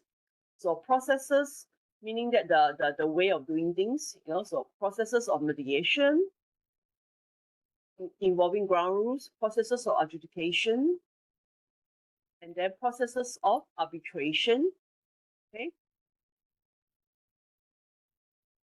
And that's it, because processes of litigation, I think we talk about that in the legal sense, from the court, session court to high court, appeal, you know, and all that. So I think in terms of court, we just have to refer back to our first lecture, basically the legal system of Malaysia. It's about suing, going to court, bringing judges, lawyers, all involved. That is litigation. Okay. All right. So let's move on to the third thing, arbitration. Some of you are familiar with arbitration. Some of you are not. And I hope that none of you need to go to arbitration. That means your project is entitled if you are having this sort of problem. So arbitrator, okay. Basically, arbitration involves a third party called arbitrator. Arbitrator is like a private judge. You see the word I'm using here is not third party, you know, private. It's like a judge, you know. His role, there are not government judges in the courtroom, but they are actually a very special kind of judge, private judge. So it tells you that arbitration is like a mini court. Okay, so the key thing here is both parties needs to pick who is the arbitrator. Okay, their job is to hear. I mean, there is three ways of doing arbitration. Number one is just document exchange, meaning that the arbitrator will basically look at all the documents that is in bundles by different bundle A, bundle B, bundle C, you know. Bundle A is by claimant, bundle B is by the responses, you know, and then bundle C is others, you know, document that is not belonging to any one of them. Then he will review the cases, you know, based on all the documentation. Then there is part hearing, meaning documentation, some small hearings, and then full hearings. So full hearing cases, you will be hearing evidence, review evidences, you know, and then bring in expert witnesses, you know. Part hearing, we usually will have just two parties coming in to argue about their cases, kind of thing. And I have to mention this again because of this hearing nature, and a lot of these arbitrating cases are actually in Malaysia. Honestly, they are very much controlled by ex-judges as arbitrators and a lot of lawyers involved. So because the environment is a little bit like court, so starting from early stage when arbitration started to become more popular, I think lawyers smells the opportunities of this, you see, so they get more and more involved. We do have few engineers, okay, who are trained arbitrators, and anybody from any profession can be an arbitrator because arbitration training is by itself, okay, it's like a separate procedures by itself. When anything that is technical, it is actually more worthy to get an arbitrator who are technically trained, not legally trained. But of course, if this particular case is dealing with a lot of legality, meaning there is a lot of contractual kind of issues, then it may be okay just to go back to a uh, uh, going back to lawyers, okay? And we're talking about arbitrators here. Okay, we're talking about arbitrators here. So arbitrators who are technically trained, or arbitrators who are technically trained with law background, or arbitrators who are ex-judges or lawyers. That is good when it comes to legality. I can tell you that most of these judges or ex-judges or lawyer who are arbitrators, a lot of your documents, a lot of the documents that will be involving will be getting definition by expert parties. You know, because they do not understand. Even a simple word like timeline. In construction, in engineering, when we define timeline, we define work breakdown, we define productivity rate, we define many things inside here to form timeline. Okay. So when these sort of people are involved as an arbitrator, they will ask the party to engage experts, not witnesses, but experts who will be able to produce a lot of definitive documents. And when you get, like, let's say I'm a contractor, I get an expert, so meaning that I have to pay somebody else. You know, I have to pay another IR. You know, it has to be IR, you know, it has to be endorsed. Let's say it's engineer, endorsed by a PEPC, not only a PE. Okay, so PEPC to actually do a documents on endorsement, and these documents can cost you anything from 5,000 all the way to 50,000 from 100,000. At that time, you know, especially a lot of engineers like us, when we hear about, oh, this is going to be going to court, but this is going to be arbitration, most of us will be like, nah, you know, I've got better things to do, you know. So they will refuse, and they will probably give you a price that is like a skyrocket, and then you know, you want, I do, you don't want, I don't want lah. It's actually a price to put you off, but then most of the time they have no choice because it's requested by the arbitrators or requested by the judges. You know, in litigation cases, so we'll talk about litigation, we'll talk about arbitration, is pretty similar actually. So then when we have that, it's going to be a lot of money involved, you know. So that's why we say that arbitration, even simple evidences, can be expensive. Okay, it's expensive.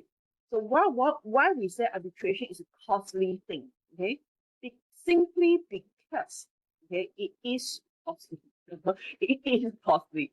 So yeah, like I say, and also when it involves hearing, you know, not on the document exchange. It's only when arbitrators are expert, like engineers, you know, who has like what 50 years experience in the industry, you know, or 40 years experience in the industry. They know their document, they also know what is going on already. Then they can do document exchange kind of cases. So it's just going to cost a lot less. But if you're going to have part hearing to let the party talk and argue with one another, okay, in front of the arbitrator, it will involve a location, and that location will have to be a very private location. It has to be a rented location, like it could be at the arbitrator's office.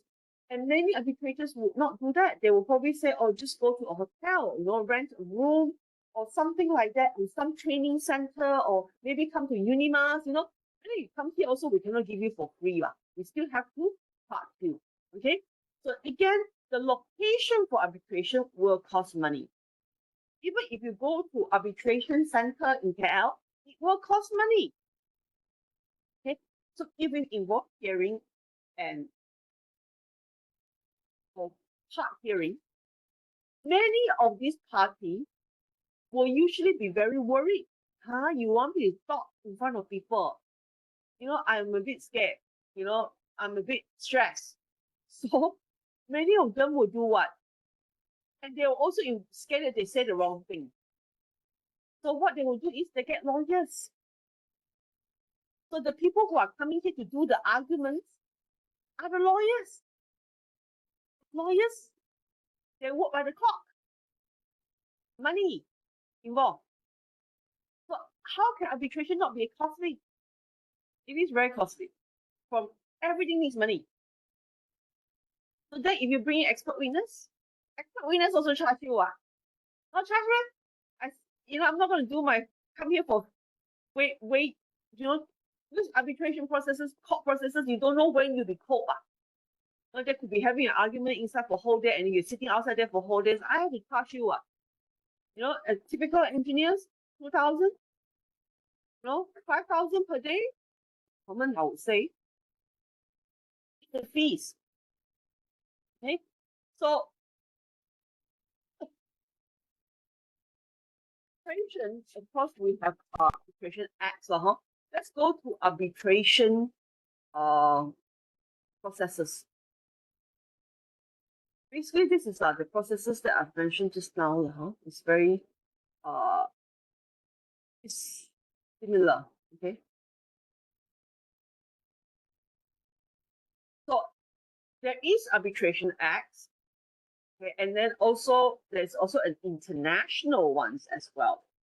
So now arbitration are usually a choice when it comes to dispute.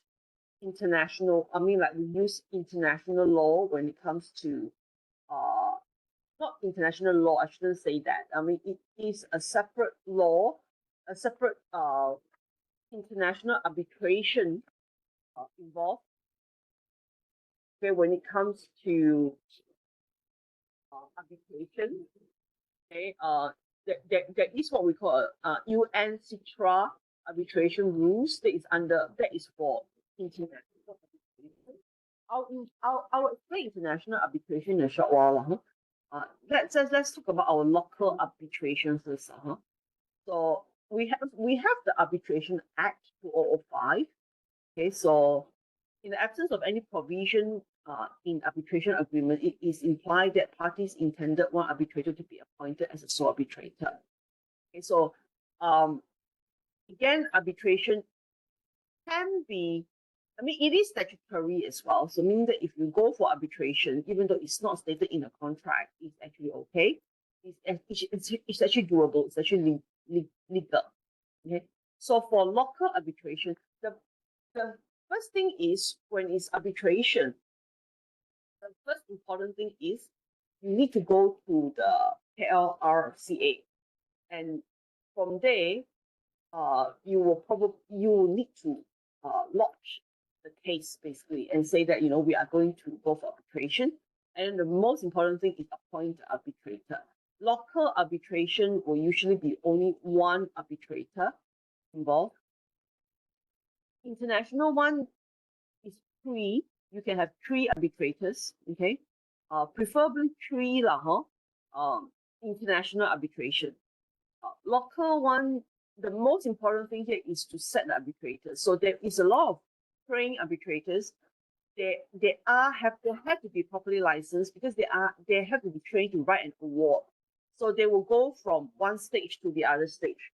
So some of them, if it's technical, they also have class. If they are like from engineering background or engineers background, like for example, some of you who are here, for industry for 40 years, you want to go for arbitration training, you can. You just have to register yourself with the Association of Arbitrators, and also KL. I mean, there are two involved here, but one is more international, one is more KL1, KLRCA, okay, or CRA. I mean, I always get that confused. So these arbitrators, they are actually licensed, so they are, it's like they are gangtong. I mean, their names are there in that association. Okay, so this association, the directors of KLRCA will actually have the list, so they can actually nominate as well and let you choose. But the agreement here is you must choose your arbitrator. If you are not choose, you can let the director of KLRCA to actually select an appoint for you. Okay.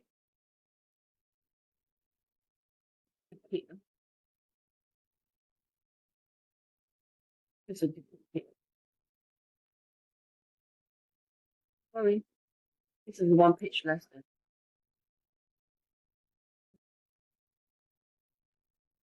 So first of all, party will initiate, okay, the claimant will write a notice of arbitration to the other party, the respondent. Okay, and this is called notice of arbitration, means that I want to start a fight with you. So it's like a notice of fighting lah, war notice. Okay, stating a dispute has arisen between them, and he would like to evoke the contractual remedy by referring this dispute to arbitration. Let's say, for example, PAM, sex mediation and adjudication.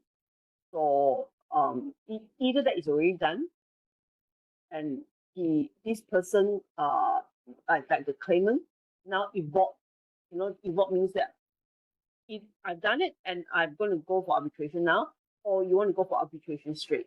But again, like I say, arbitration and litigation both, they will force you to go back to the contract first if you find, I mean, if they find that it's actually, there is a contract there involved.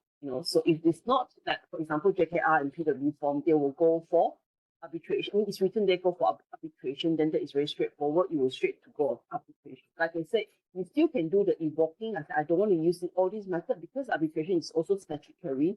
You can also straight away go to arbitration. It's just that the arbitration association may say to you that, can we, the act at least encourage you to go for whatever is stated that is milder, that is ADR first before you come to arbitration. Okay, so it is important for the party to draft its pleading. So meaning that you have to do all the writing, like what is why, what is the key ingredients here that cause this sort of thing, Then upon this, so this is going to be straight away, you also be involving, like this notice will also be served to the arbitration association. Okay, and then from there, because you will appoint the arbitration association through these parties, unless you already had a very specific person that you had already in mind. But again, because arbitrators, they are all formally trained, they are formally licensed, given the license, this is like a professional thing. So it is regulated by that association. So you have to go back to that association, and then that name has also to be tagged, whether this person is the arbitrator that is registered under them, okay, or the other arbitration association. What is it called again? I think it's called Association of Arbitrators something. KL1 and this one, there are two of them, but they are equal. They are equal. So it has to be confirmed that it's just like you want to look for an engineer, you go to BEM and look for an engineer. Same concept, unless that engineer can produce to you that he is licensed and or that he is a PEPC, otherwise he cannot do the submission for you. It's the same thing. So as an arbitrator, even if you appoint, if you have somebody in mind, both of you agree on that person, you still have to go back to this association, LRCA or Association of Arbitrators, to check whether these arbitrators are recognized by them. Okay, and I think that means all arbitrators supposedly who are practicing are registered with both. So this is that all of us engineers who are graduate engineer, PE, PC, or PE are registered with the Board of Engineers. If any one of you who are engineers or who are engineers, QS or whatever, who are not as registered with the association, you're actually not legally, not to say not legal, but you're actually not working. You are not regulated by the board. Then you're essentially not a real engineer in that sense. Okay, so based on that concept, okay, if you are really cannot, it's called Institution of Arbitrators. I go and find out. I mean, they have their charter arbitrators. Oh, it's called charter arbitrators of something. Yeah, so there are arbitrators or association of arbitrators. There's two associations here. One is the KL RCA is the regional one. Then now we have like the other one that is also here. So both of them are actually the institutions that you need to refer to. So this case, you go there because you need to confirm on the arbitrator. So they also will send this notice, to actually both of them, these are all working under the association. Okay, so one party serve notice, the other party will say that, okay, and then after that, both of you, the notice will go to the arbitration association, and then after that, from there, arbitrators will be appointed or confirmed. Okay, so from the confirmation of the arbitrators, you can get, if you cannot, like let's say if you fight with each other so badly that you can't even confirm on the arbitrators, then you can't even agree on anything, then you can ask the High Court or you can ask the association or KLRCA to actually appoint the arbitrators for you. Straightforward, no need to talk. Okay, no need to agree anymore. So once that is agreed, they will do the nomination and appointment. So before the arbitration can proceed, for arbitrator to exercise any powers under arbitration agreement, the arbitrator has been notified of his appointment first. So this appointment has to come first as an arbitrator. Okay, so it's advisable for arbitrator to study arbitration agreement between the two parties to see if it fits the qualifications stipulated in the agreement. Right, and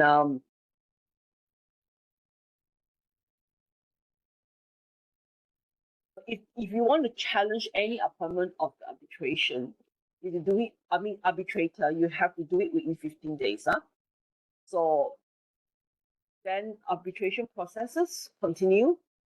So the appointed arbitrator will usually also set the ground rules, and then try to have some preliminary meeting after between the parties and him first. Okay, and these sort of meetings are usually to actually make some ground rules and to see what are the processes. What are the processes that you'll be going for? What is the liberty to apply, which means direction issue can be changed upon application by any party to make an application to the arbitrator. So like we have to set all the formal rules first. You see, the process is going to be very long. It's very long. Definitely, it's going to be so long because you've got this ding-donging going around. And discovery is a process by party to the arbitration are obliged to disclose the documents. Okay, so you can go for disclosure of the these are usually the first steps, disclosure and inspection of the processes. Okay, so you can either the agreed bundles, the claimants bundle, and the respondents bundle. These are all the documentation. So the first stage is usually documentation related. So then after that, it's either the arbitrators can make the decision right then and there. Otherwise, they will have to go for hearings as well, like what I've mentioned just now. Okay, and then whereby that hearing will either be a part hearing, meaning that it's like a pleading kind of thing. Then after that, if it goes to that kind of hearing, it's either going to be just the parties themselves, or you can have like you have to bring in witnesses and all that. That is full hearing kind of method. Okay. And whether you need to prepare for a witness to testify and all that. So is it going to be part hearing, or is it going to be like part hearing means that just the two parties presenting the case, that you talk about your problems, and then produce your own evidence, and it's just between the parties themselves. If it's a full hearing, it will be involving witnesses, involving other people, involving experts, expert witnesses and all that. So it means it's almost like a full court hearing, whereby you have got claimants witnesses, you've got the respondents witnesses, and then come here and talk and talk and talk and talk, and then there'll be interrogations and all the sort of things by the arbitrators to the witnesses and all that. So part hearing and full hearing, there's a slight difference there. So once that is all done, okay, after all the hoo-has, and this could be taking months and years even, because once you have a hearing, it's not like court hearing, like court wants to see you, then you have to make time to come. When the arbitration is in processes, when they say, okay, this time is a hearing, party A, oh, I can't, at that time I have this, party B, can we change time? And then party B will say, oh, okay, I cannot, then I have to change time again, and then to get an agreement on the time for the first hearing. So you see, with that alone, it can be a ding dong, ding dong, ding dong, ding, that is 3 months. So that's why arbitration can be a very long process. It's a lot of things, even though it's like a very formal environment. It's supposed to be a very, very serious formal environment, pretty much like a court, but there is a lot of flexibility, and that flexibility there is supposed to be for the sake of the people who are actually in dispute. It's at their conveniences, because they are already people fighting with one another. They are already not happy with one another. So it's difficult to get them to agree on a lot of things. So that can be a very, very lengthy processes. And then by the time they are ready, the arbitrators may not be free. So you see, one hearing can, change time so many times, and in the end up years of arbitration. We've got like at least arbitration easily can go up to a year or more even. So it's definitely not going to be a quick processes. Okay. So here we also have a lot of writing here, talking about the processes which I've explained just now. Okay. But it's definitely very formal, put it this way, huh? So in the end, arbitrator will write an award. Award is usually there are some form of punishment. There will always be a party losing, there will always be a party winning. Okay. And again, nobody can say no to that arbitration award unless it's set aside by High Court, meaning that the party who has already gone for arbitration, they did not follow this, and it is lodged, it will be further bring to High Court. So meaning that it has been escalated into litigation cases. So that could happen also. It is very possible. Okay. Right. So international arbitration can happen, okay, when you have two businesses signing a contract. Okay. If two businesses signing a contract are based in two different countries. Okay. So meaning that you have Malaysia contract client with China contractor. This sort of condition, you it's the contract, whether it's the contract is in Malaysia or not in Malaysia, doesn't matter. As long as you are two different countries, you can agree to arbitrate in some way through international arbitration. international arbitration, you can choose to go out of your home country to any one of the home country, which is fair because you don't want them to, like, that's a Malaysian country, you are scared that the other side was scared that your legal system is going to cite you. So yeah, you want to go to China because the law is very different. So you can actually choose to arbitrate in Singapore or Hong Kong. That would be the closest, one closer to Malaysia, one closer to China. Okay. So international arbitration, one of the conditions is two parties are from different, two companies signing the contract are from two different countries. Okay. It can also be the two companies are in from the same country, meaning that Malaysian country take place outside of both parties' home country. Later, two Malaysian companies agree to arbitrate in Singapore. Oh yeah, I mean, like, you could also be two Malaysian company, but you want to choose to arbitrate in Singapore. I mean, you just don't want to use Malaysia arbitration. Okay. And the main work, the other condition is the main work. You are two Malaysian company, but you are actually working in Thailand. Okay. So meaning the work is foreign. The foreign, the company is Malaysia, the two client or whatever are Malaysian company, but they have projects in Thailand or in Myanmar or in somewhere, Philippines or whatever, you can do that. So there will be situation where the project is actually out of the country, but the country is actually Malaysia.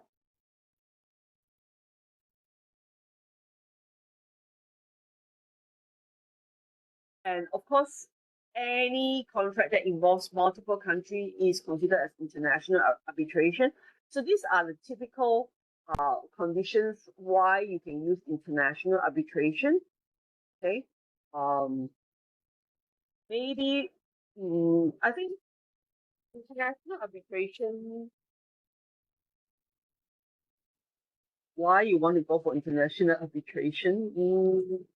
I don't know. I mean, choice. Okay, it's a choice. You probably worried that Malaysia currency or whatever reason, or maybe it's like a government thing, so they are worried that, they're going to be too protected, so you prefer to go for international arbitration. That can also be the case. Okay. Or you just simply don't trust Malaysia law, so you can do international arbitration. So international arbitration, I think there are some acts that deals with international arbitration.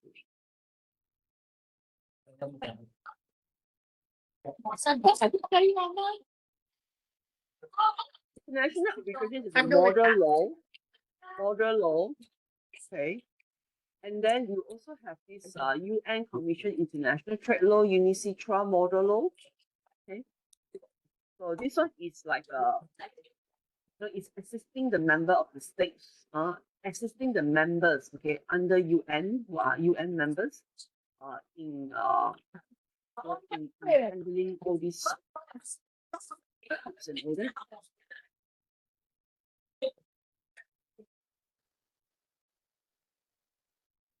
Okay. Yeah.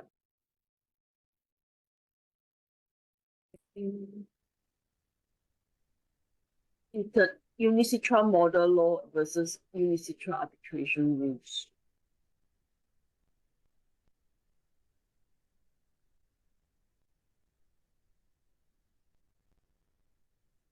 So Arbitration Act 2005, and this is the international arbitration practice.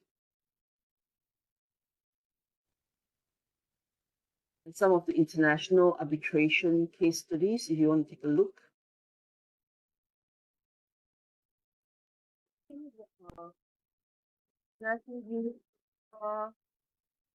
Yeah, I mean, it's really for international contract. Because nowadays, it's due to globalization, we've got people, a lot of movement in engineering that is locally based. I think if you're using the template of local one is Malaysian Arbitration Act 2005. And then if you want to go for international ones, you can look at UNICITRA Model Law on Arbitration. This one is that one will be defining rules for arbitration. That makes it international.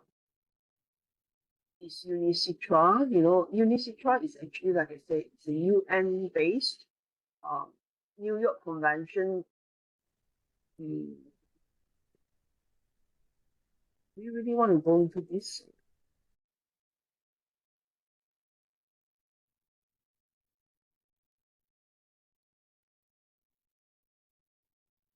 Yeah, I mean, I think the main thing is international arbitration. There's more consistency, there's more fairness, because it's more neutral in that sense. So it's not favoring to any other legal system, and it could also be a lot faster,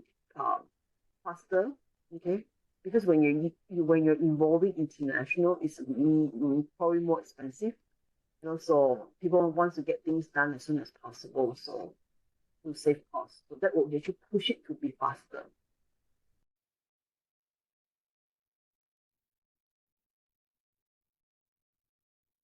Okay. I will try to look into this a little bit more and see if I can reword some of this to make it a bit easier for you.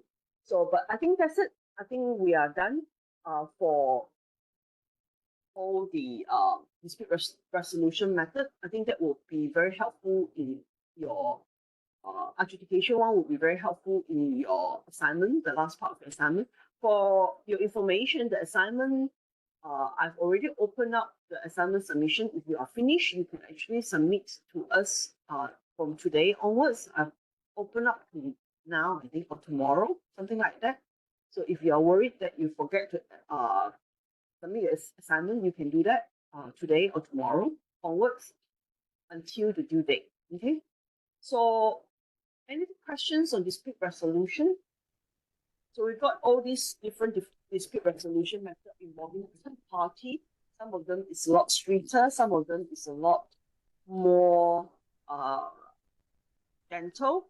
And basically, you need to look at the contract that you have, whether it's a statutory dispute resolution method, or if not, then you can actually like adjudication and also arbitration is actually statutory, so you can use statutory as well, or you can go for litigation. Again, arbitration and litigation will always encourage you to go for the gentler one first before you come to them. So that is how they actually try to get the workload off them in that sense.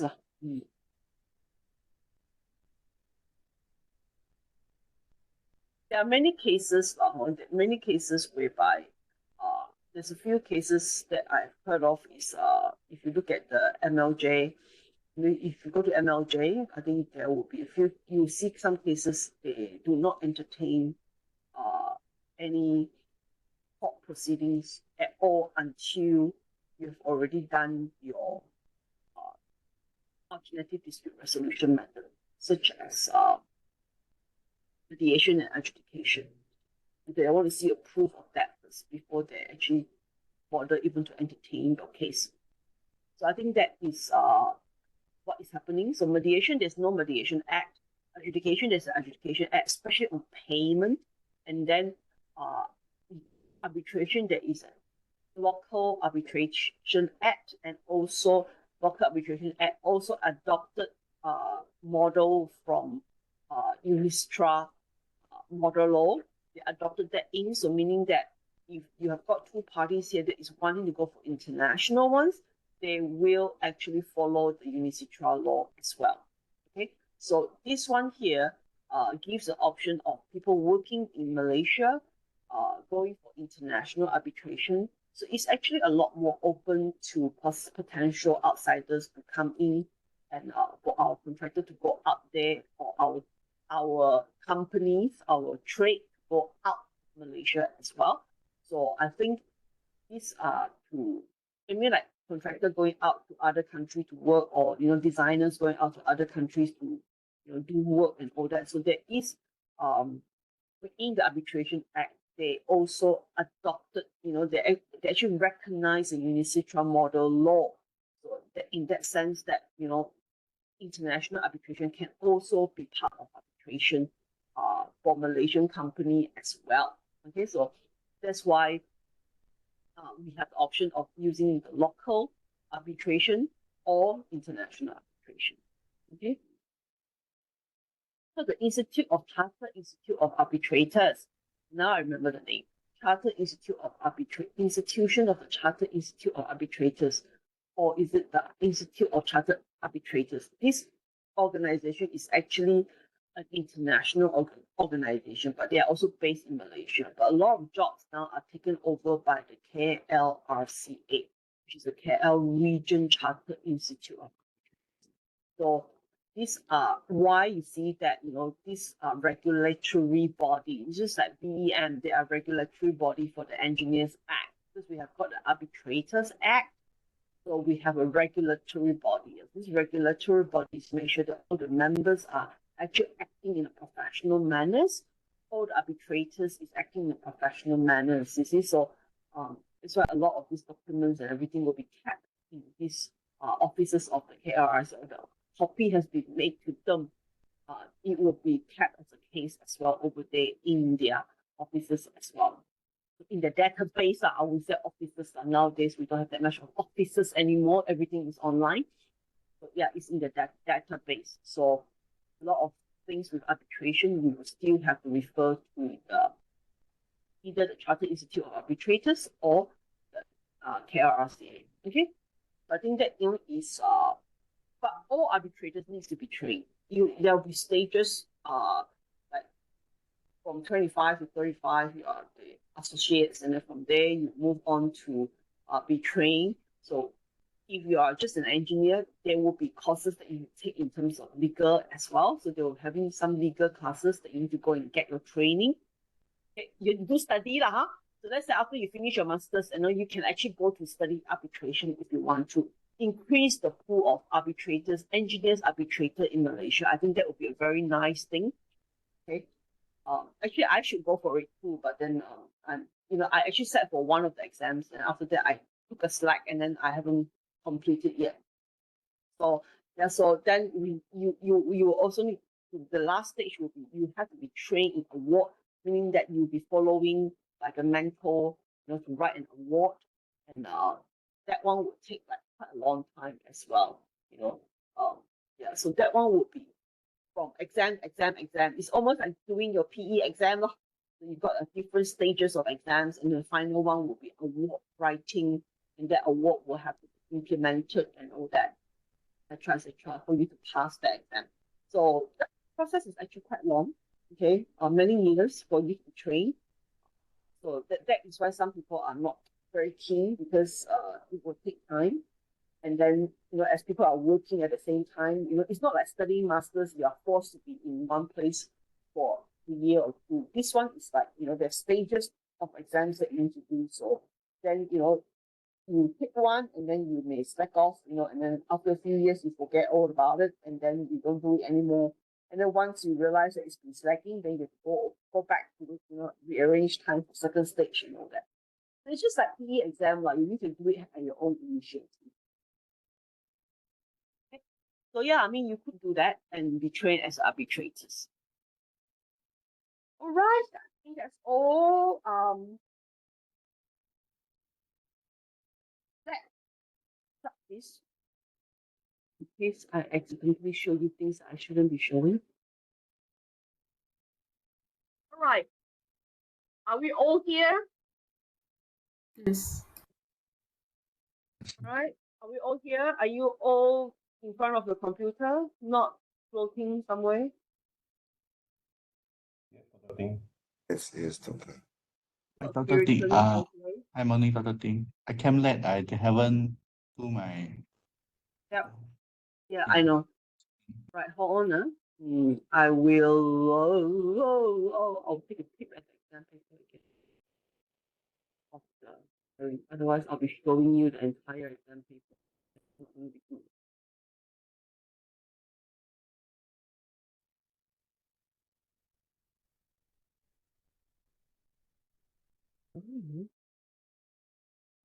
I think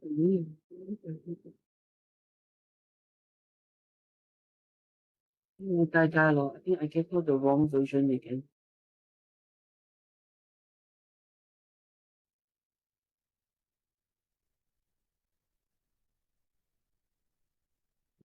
Okay, we're gonna have you see from the flow of our whole entire course. I hope you have enjoyed the course.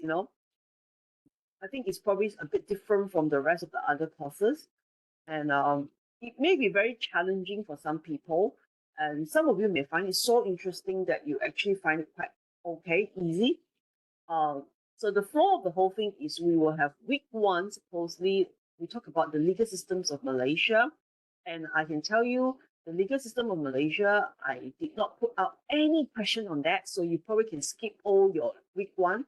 I mean, after you listen and, read and all that, it's just to give you an idea about litigation and cases and all that. And then to give you an idea of Malaysian court systems and Malaysian legal systems to form the background. So we don't have any exam question on that. That one is going to be helping you to skip something to study.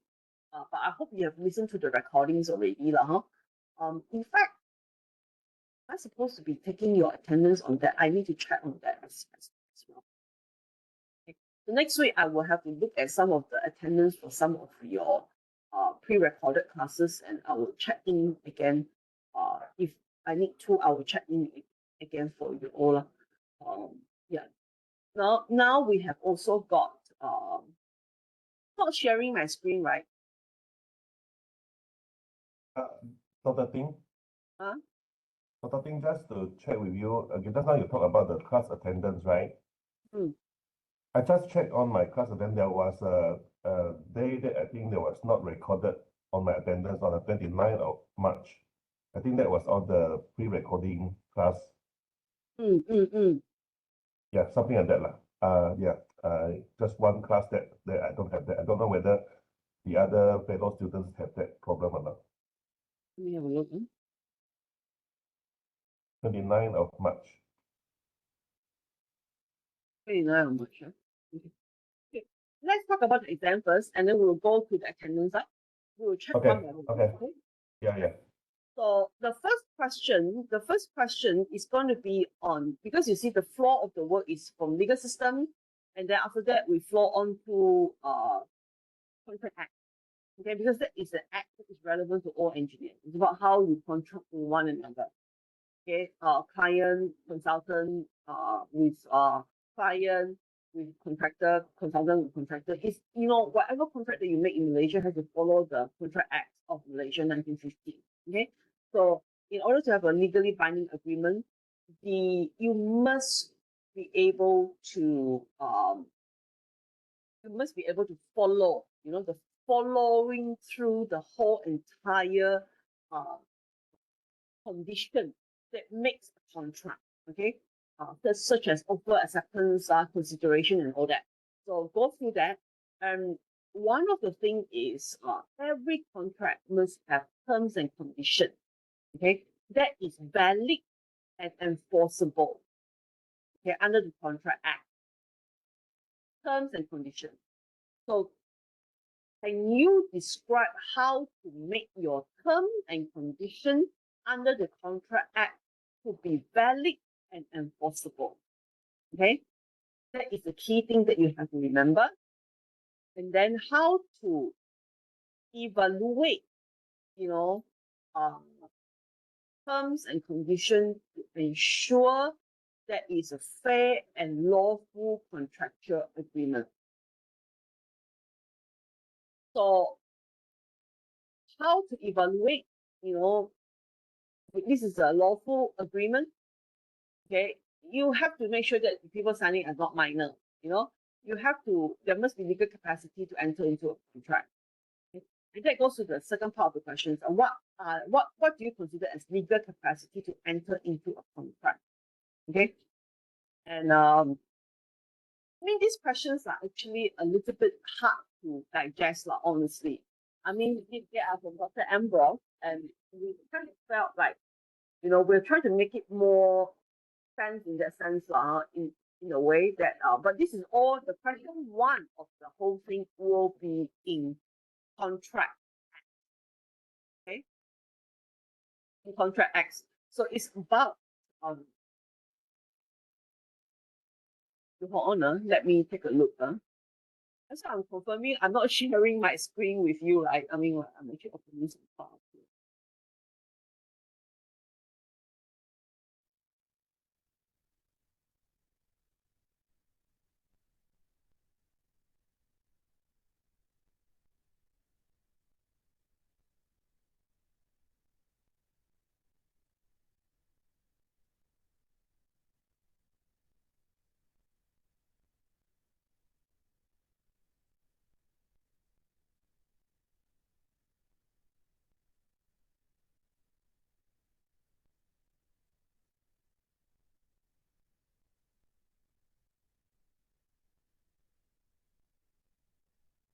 Okay, so first and foremost, for question one, you have to learn about the contract acts, like what is that, to make it a legal enforceable contract, you need to have offer, acceptance, intention to create legal relationship, capacity, capacity to contract, and then there must be free consent, all contract must have terms and conditions, that is properly listed out. Okay, so this is something that you have to explain what makes a valid, what is a fundamental requirement that makes a legal valid contract. This is very important, very important for you. The questions is set out in such a way, the question is set out in such a way that, this part here, there's a part that, what makes it a fair, lawful agreement? Okay, a lawful agreement must fulfill the Contract Act. This is something that you have to answer like that. You have to fulfill the legal agreement. I mean, to be a lawful agreement, you have to fulfill the Contract Acts. And to fulfill the Contract Acts, there are elements that you need to fulfill. It must be proper formal. You don't have to explain everything, but you just have to go by. There must be a proper formal offer, acceptance. There must be considerations. There must be intention to create a legal relation. The contract must be consent. There must be terms and agreement. There must be clear terms and agreement. There must be legal capacity to contract. So you need to list down, what is considered as legal, lawful contract. Okay, understand now? Then you further explain, because there's part of question that asks you about terms and conditions. So what is terms and conditions? Okay, terms and conditions, they are, writing. These are sentences, these are clauses that will list down the rights and the obligation of the party. So it will serve as a guideline for the parties to formalize the contract. So terms and conditions has to be very clear. Okay, it has to be without any misrepresentation. It has to be without mistake. And in terms of any agreement, in terms of engineering agreement, there will be general conditions and special conditions. So these are typical terms and conditions. So learn about terms and conditions. Okay, learn about what makes the terms and conditions legal, lawful. What does terms and conditions say? I mean, not to say as in what are the terms and conditions in your contract. We're not asking for that. We're asking for you to say that, in terms of an agreement, what is terms and conditions? What makes it a lawful? What makes it a fair terms and conditions? To be fair, it must set up the responsibilities and also the right of the party. It will also set up the penalty, like what is the remedy if the party did not follow it, So learn about terms and conditions. Are we clear on that? Okay, so it must be clear, it must be able to regulate, there must be way of remedy if things are not being if it's not followed. Okay, so this is part one of the question.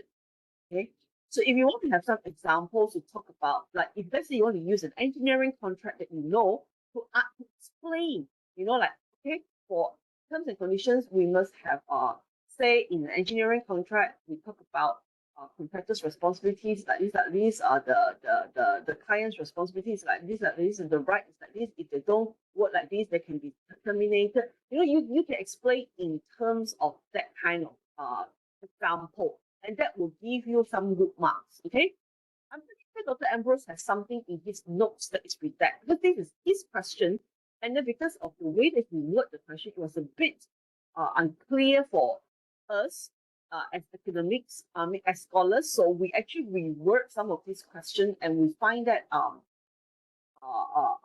hopefully this way we are a bit more focused on what you need to write in your answer.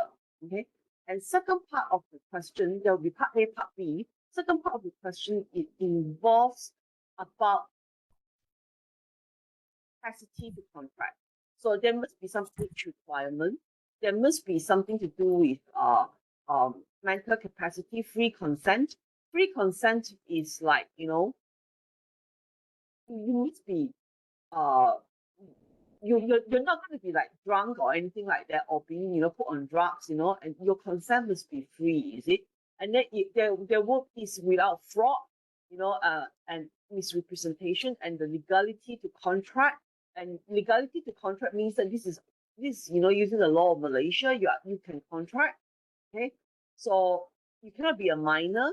So what is this thing about legal capacity? There'll be age requirement, mental capacities, and also free from other things like fraud, duress, concern. These are all typical things that make you legally can contract. Okay, so it also legality is also very important, meaning that it must be under the Contract Act. You're not supposed to be contracting with a bankrupt individual. You're not supposed to be contracting with a convicted criminals. Under the law of Malaysia, you're supposed to be contracting with people who are not disqualified from contracting. Or he is a foreign national, so let's say he wants to sell you something, and then this is like a foreign national, so you cannot contract with them, who are restricted from entering into certain contract. So you have to be very careful here with all this. Okay. So these are question number one. Okay. Let's skip that. Okay. Let's be done with that. Okay. So are we clear? So the first question is going to be on Contract Act. Second question is a very interesting question. We let you choose. So it will be on the Environmental Act or the OSHA. But the way that you answer both questions is the same. Either you learn your Environmental Act or you learn your OSHA Act. Which one is more comfortable to you? Which one you think is more interesting? Which one you think you can manage better? You go for it. Question 2 is answer either one. Okay, there will be one question on environmental, one question on OSHA. So you choose one. But the question here will be divided into two parts. Okay. What is objective of that act, of that law? So what is objective of OSHA? What is the objective of Environmental Act? And then explain the significance in mitigating engineering activities. So let's say if you choose the environmental, then you have to explain how the environmental law actually help you to mitigate environmental impact. Okay. Or if you're talking about OSHA, you have to explain the significance in regulating engineering activity to enhance workplace safety and health. So this is part one. And then the other part is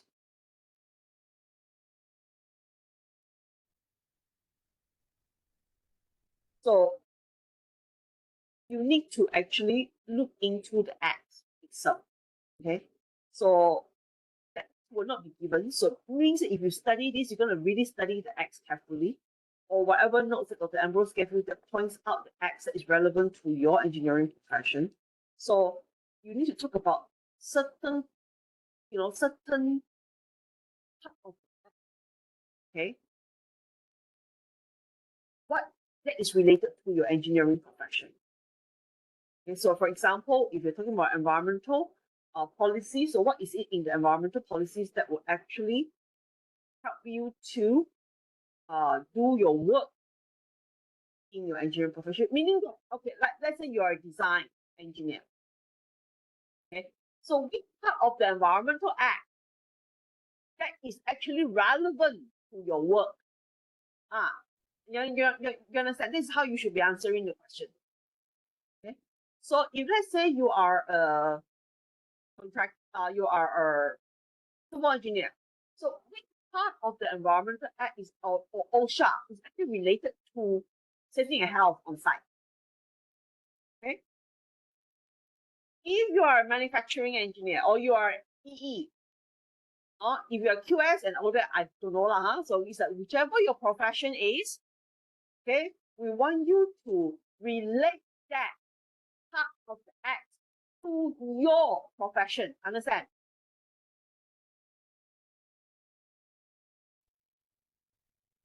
So then the other part of the question is,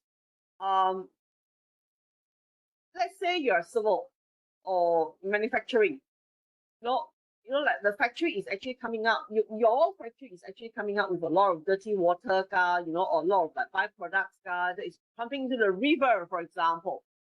Okay, so can you talk about some of these cases and then relate to how these policies is incorporated, or how this policy is supposed to address all these things, and yet your company is not doing it, or your company is doing it based on the act? Understand? So this question here that we have for part B is pretty much related to you, to the issues, the environmental issue or the OSHA issues that you face as an engineer. The first part of the question is about the objective of OSHA, the objective of environmental acts, and their significance in your job, in your industry or in your profession. And part B is about using this act to address the issues that you face. It could be environmental issues, it could be pollution, it could be hazards, it could be material handling, it could be accidents on site. How is this act supposed to be addressing this, and how you guys are doing it or not doing it? So some part of it is actually a bit of marks to help you to go rank. A tiny bit, of it, especially that problem thing. You're supposed to be explaining with relationship to how this act actually help you to address the problem. Okay?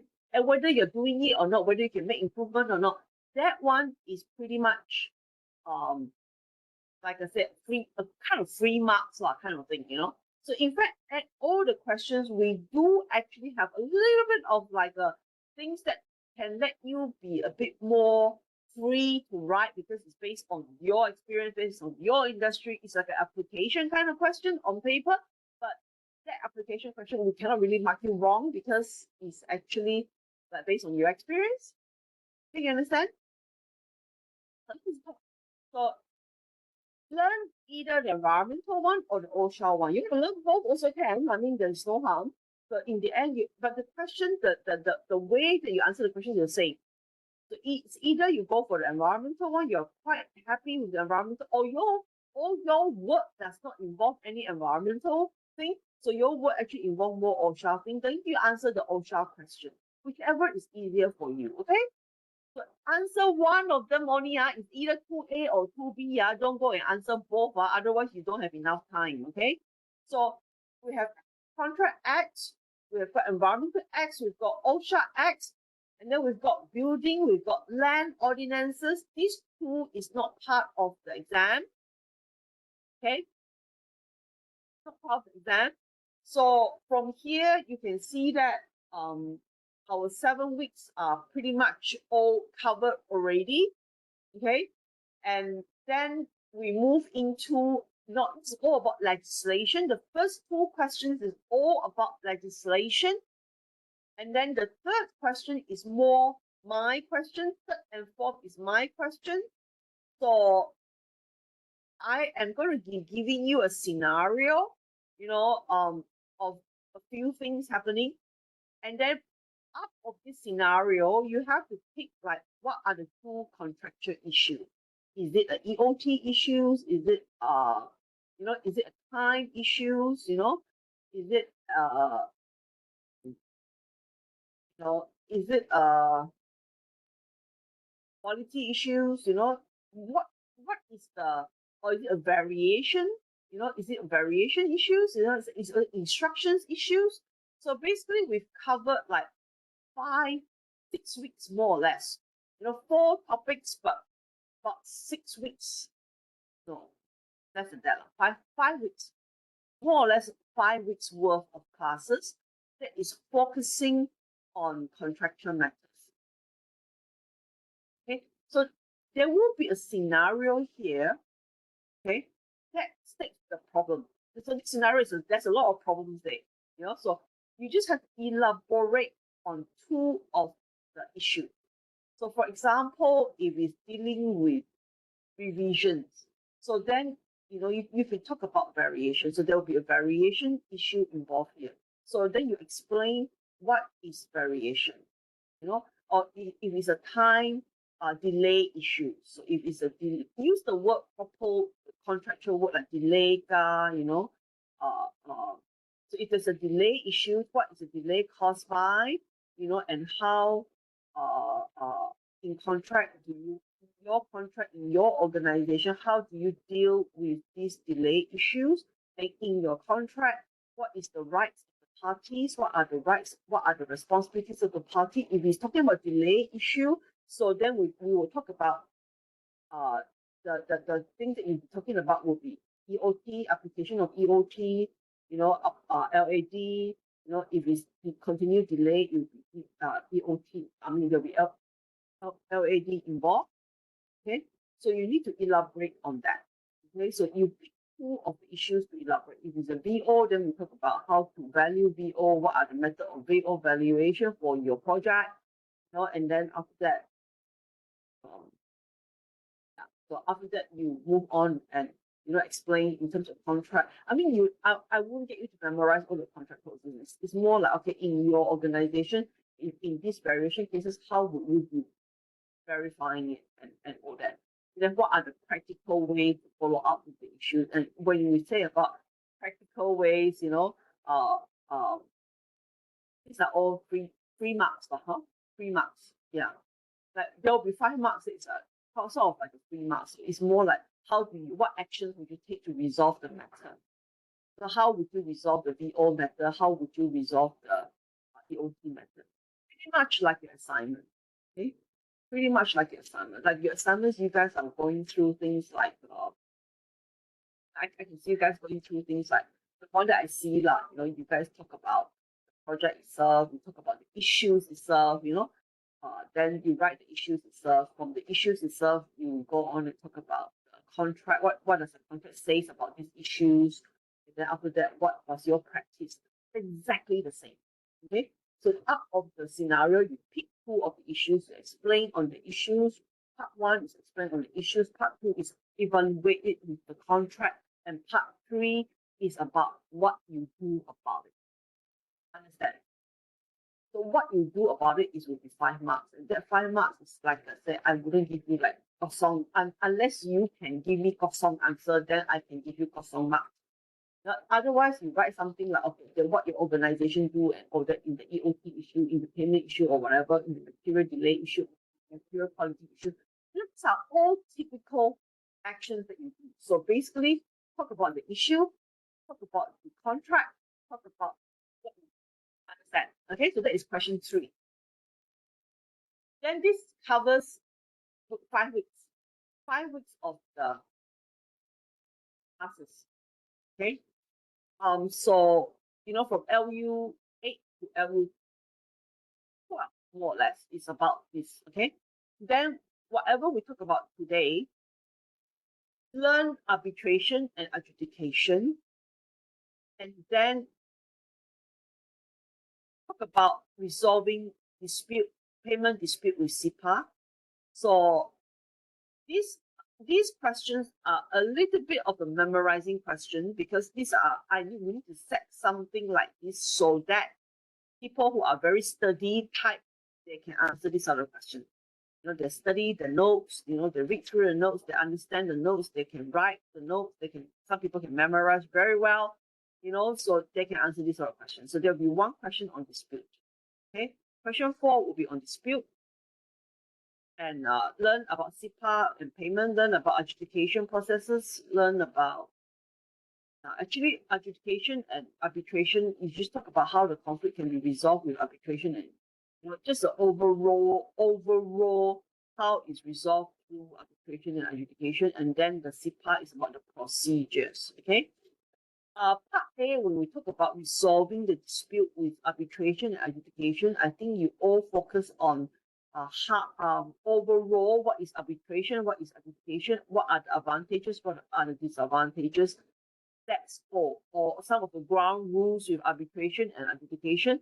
That will be sufficient. The one that we talk about procedures, the stages, the different steps, that one is in SIPA question. Okay, and then the last part of the question will be on professional negligence. So you need to listen to the recording and explain duty of care, how to establish duty, how to establish standard, and then from there, if you do not fulfill, you will be having issues like professional negligence. Is also one of the questions. Okay, so I think that is the 4 questions that we have for 3 hours. I'm basically giving you the question honestly, don't go and complain. Okay, I mean, don't tell other lecturers that I'm doing this, otherwise I'll be in very big trouble. Okay, just keep it to yourself. Okay? I mean, literally, I'm giving you the question, so you can go and work on the answer, please. Okay. Dr. Ting, sorry, Dr. Ting. For the last part is about the tort law, is it? Yeah. On specifically on the duty of care, is it? How to establish it? Duty and standard. Okay, duty of care. Duty of care and standard of care. And standard of care. Okay. How do you establish duty of care? How do you establish standard of care? And in what kind of conditions that you did not fulfill that and become professional negligence? Okay. So dispute. So the last 2 class, today's class, the top class, week 13, 14, there's 1 question each on that. So basically, you have got legislation part. First 7 weeks, you concentrate on Contract Act, either OSHA or environmental. That one is question 1, 2. Then on the 5 weeks that I have, if you can't learn everything, I think pretty much you can pick on a few things to learn. I think learn on variation, learn on instructions, learn on liquidated damages. All these things are typical typical issues. You cannot run away from these sort of things. Yeah.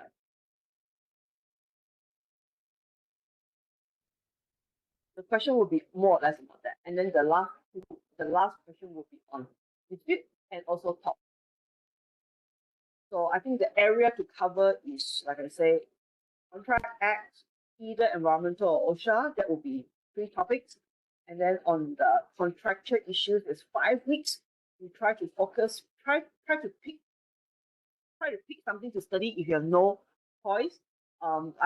You can focus on time, and you can focus on variation. The last class, the first and last class, I think will be something quite good to focus on.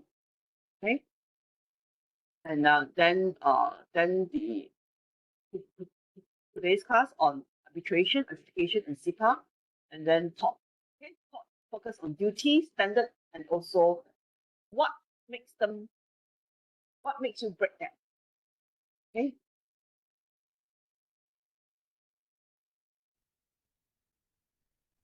Right, so that would be the five. That would be the few topics that you have to concentrate. Right. Dr. Ting, Yes. Dr. Ting, there are, I think, there are 4 questions, but 2 parts for each, right? Yeah. So there will be about 8 questions actually. Small parts, but they're joined together. Okay, that's wondering whether we have time to finish them all or not. And By the way, the exam time as per our calendar is 1 o'clock to 4 o'clock. Is that correct? Because your we have an exam from 9 to 11 in the morning. it's Dr. Lim's calendar, is it? Yes. It's the formal calendar. Yes. It's a official schedule 1 to 4. So mine is 1 to 4, is it? Yes. Oh, okay. 6133 is 1 to 4. Oh, no wonder I put here 1 to 4. I keep on saying that. I thought I have really marked it up again because I was told mine was 11 to 2. Oh, I put 6133 here is 1 to 4. I think Ah, yeah. Am I correct? I think is everybody getting the same schedule? yes. That is why I put in my exam paper 1 to 4. Then just now I was having some mind block. I said I thought I put the wrong date, wrong time again. I was so worried about that. Okay, so Okay. it's 1 to 4. If 1 to 4, then it's perfect. Yeah, that means I don't have to go and talk to Dr. Lim again tomorrow. So Yeah, yes, it's 1 to 4. my paper I wrote it as 1 to 4. So in your side also 1 to 4, right? Yes. We should We have another exam from 9 to 11 in the morning. yes. And what time? What is the timing? This when did she give this to you? In the starting of the semester, beginning of the semester. Okay. But she didn't actually give you guys another schedule, right? Not that I know of. I don't know whether I missed it or not. Does anybody else has a new schedule? No, still using the old version. No, there's only one schedule. Okay, 1 to 4, huh? Yeah. Perfect.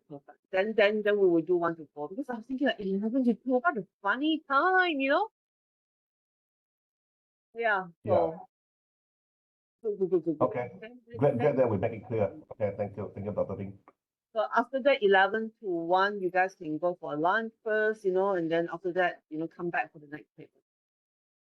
Okay, let me do the screen sharing. Anyone who hasn't called in, please pop in now, ASAP. Before the times turn 11 and this thing will shut down and you cannot clock in anymore. 2.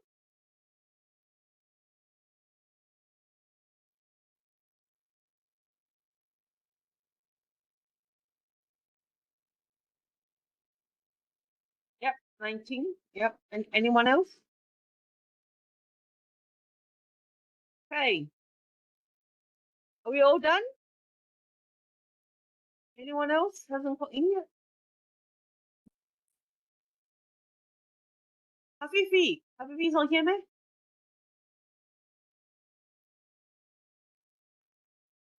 I'll be Hafifi missing class.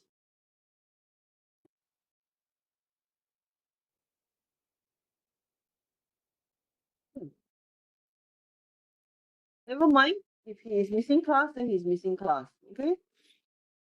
All right, Hafifi. All right, so good. I'll see you guys next weekend. Okay, I'll be supervising your exam. I'll be there for the 3 hours. So don't try to dig more ticks out of me anymore, please. You know, otherwise I'll be in trouble. Okay. On that day itself, if you do have any questions, I will try to help. I will try to help, but we'll see. Okay. Within my boundary, I will try to help. Okay. But I'll be there, lah. So Doctor, I'll be there. Doctor, I have some question Yes. regarding this final exam. So Yeah. just now you mentioned that we have like 4 questions. So Yeah. do we need to answer all 4 questions, or we have to select like 2 out of 4 or 3 out of 4? So you answer all 4 questions. There is actually 5 questions on the paper. Okay. Question 1, Okay. you have to answer. Question 2 is the one that you choose to answer either or. It's either environmental or OSHA. You choose one. Okay. Are we confused again? No. Question Yeah. 3 clear must already. answer. Question 4 must answer. Only on top of question 2, I mark as answer either one. So total there is 5 questions here. Okay, so answer 4.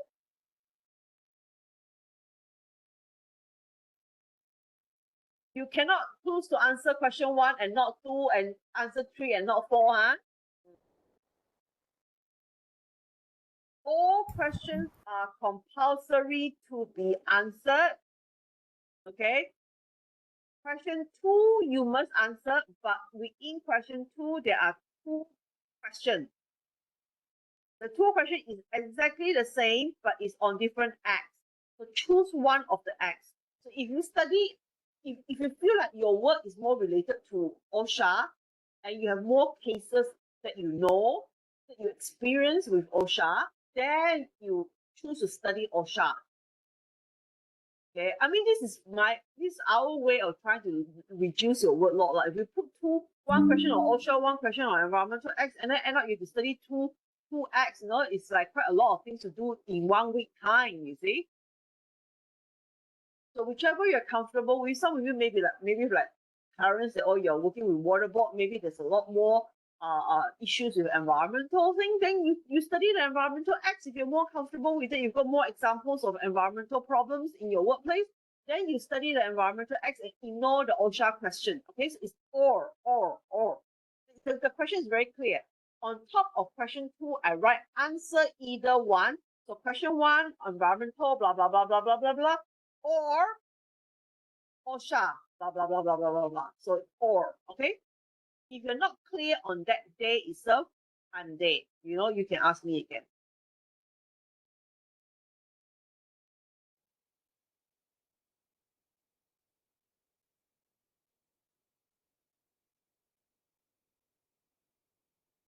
All right.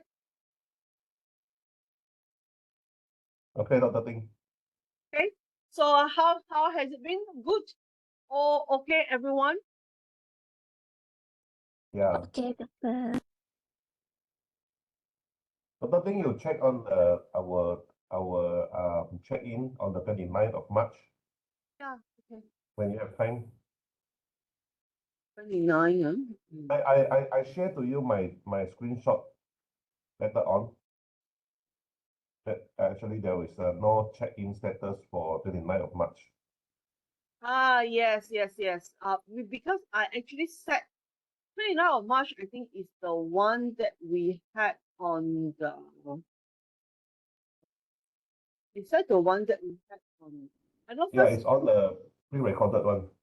pre-recorded one. Yes, there's no check-in status because I cannot open it anymore. I have to do manual for you guys. Okay, let's cut the problem. Let's do the manual now. So now that everyone is there, okay, let's do the manual now. So can I actually assume that everybody has gone through that legal systems recording? I mean, like, it's a stupid question to ask, but I mean, who's going to say no, right? So if you, no, yeah, so can I just like double confirm? Alexander, have you gone through the recording? Yes. Legal system, huh? Yeah. Angelina,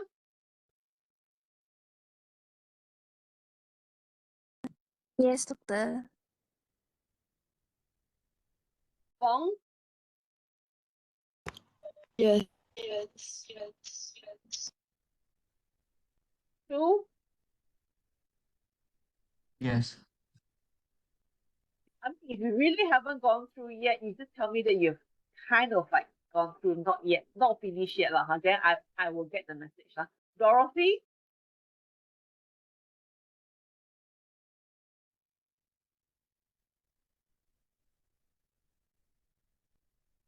Yi Huang, Oh, yes, yes, doctor.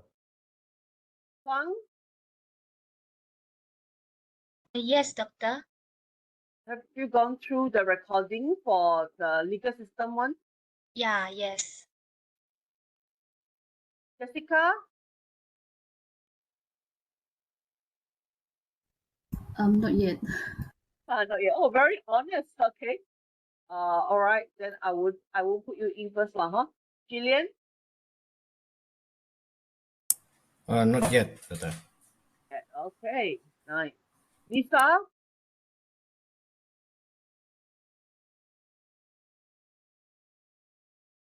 Lisa, Law Tenjun, Law Willow, Clarence. I think you have because you spoke to me about it. Law, KNM. yeah, Law Tenjun, Yes. Hafifi, not here. Zulkifli, Not yet, doctor. Natalina, Yes, already, doctor. Sarah, Not yet, doctor. not yet, is it? Yes. Richard, Already, doctor. Russell, Not yet, doctor. Sanina, Only half. only half. Okay, lah, I Yeah. put you yes, huh? Han Jingyi, Yes, doctor. Aziru, Legal already, but tele 13 not yet, doctor. no, it's okay. I'm talking about the legal one. Okay. Legal already. Okay. Legal one, I hope that those of you, because now that you listen to me, you probably hear like, oh, not in exams. So some of you probably like just, okay, let's relax, not go through it. But please go through it because I think it will be very helpful for you to understand litigation a lot better. Okay. So I hope, I mean, maybe this week you're going to be very busy with exams and all that, but after that, can you please just, out of courtesy, just go through it, huh? I think it's good for you, huh? So I've got people, Jessica, Gillian, Lisa, Hafifi, Zulkifli, Zara, Russell, the 7 of you who hasn't gone through it yet, okay? So it's okay. I mean, like, it's not punitive or anything like that. We just have to have that attendance. It's better to have it, okay? Yeah, so I've already keyed in the attendance for those of you who has done it.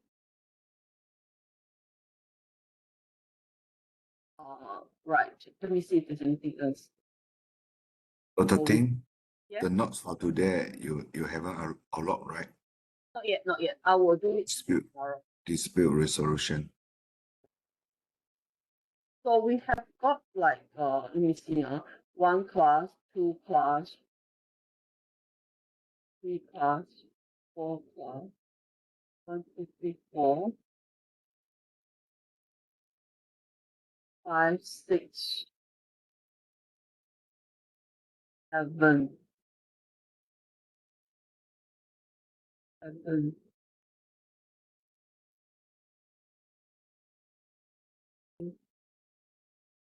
Oh my god, so 7. Where's the other 7? Okay, I have to check through my attendance against the timetable again. Okay. I think there's something wrong with. Oh, no. The one that we did with Dr. Ambrose was actually.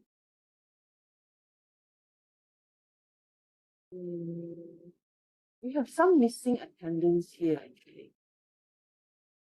29. I think 29 we've got. 29 was actually legal system one. That means, I think it's actually in the other attendance sheet. There was something wrong with this attendance sheet, so we were swapping to the activity attendance, the blue color one. So I have to check over there as well. Okay, should be no issue. Right. I think that's all right. If there's nothing else, we will call it a day, and I'll post up the notes. Once I post up the notes, I will quickly inform everybody. So far, for pre-recorded, okay, for pre-recording, you have got the legal system as pre-recording, got the payment one as pre-recording. You've got some part of the quality class in the quality issues in pre-recording as well. That one we had a class, but the second class, the last 2 hours, I actually changed it to pre-recording. So so that one is we have classes. I think was on the 19th of April or something like that. We had classes, or 5th of April with classes, and then but we did not have like the full 6 hours class. So then we've got pre-recording here in the payment, pre-recording in the quality, and pre-recording in the law report.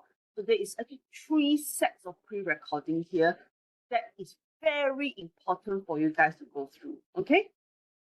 If you haven't gone through that pre-recording, the one on payment, the one on quality, like quality issues recording, contractual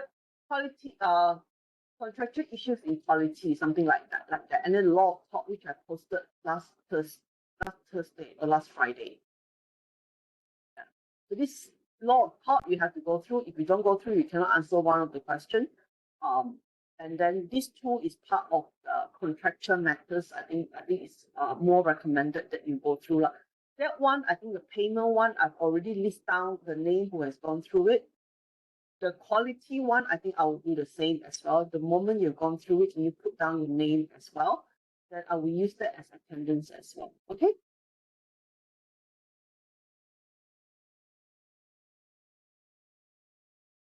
All right, so I think that's all.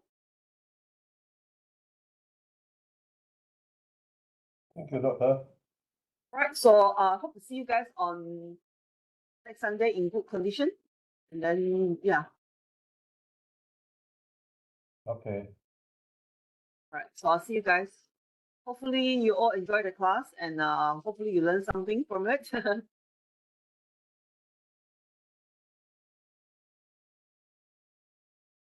right, so, yep, we'll see you guys soon. Thank you. Bye-bye. Bye-bye. Thank you. Bye bye. Thank you, doctor. Bye. Thank you, doctor.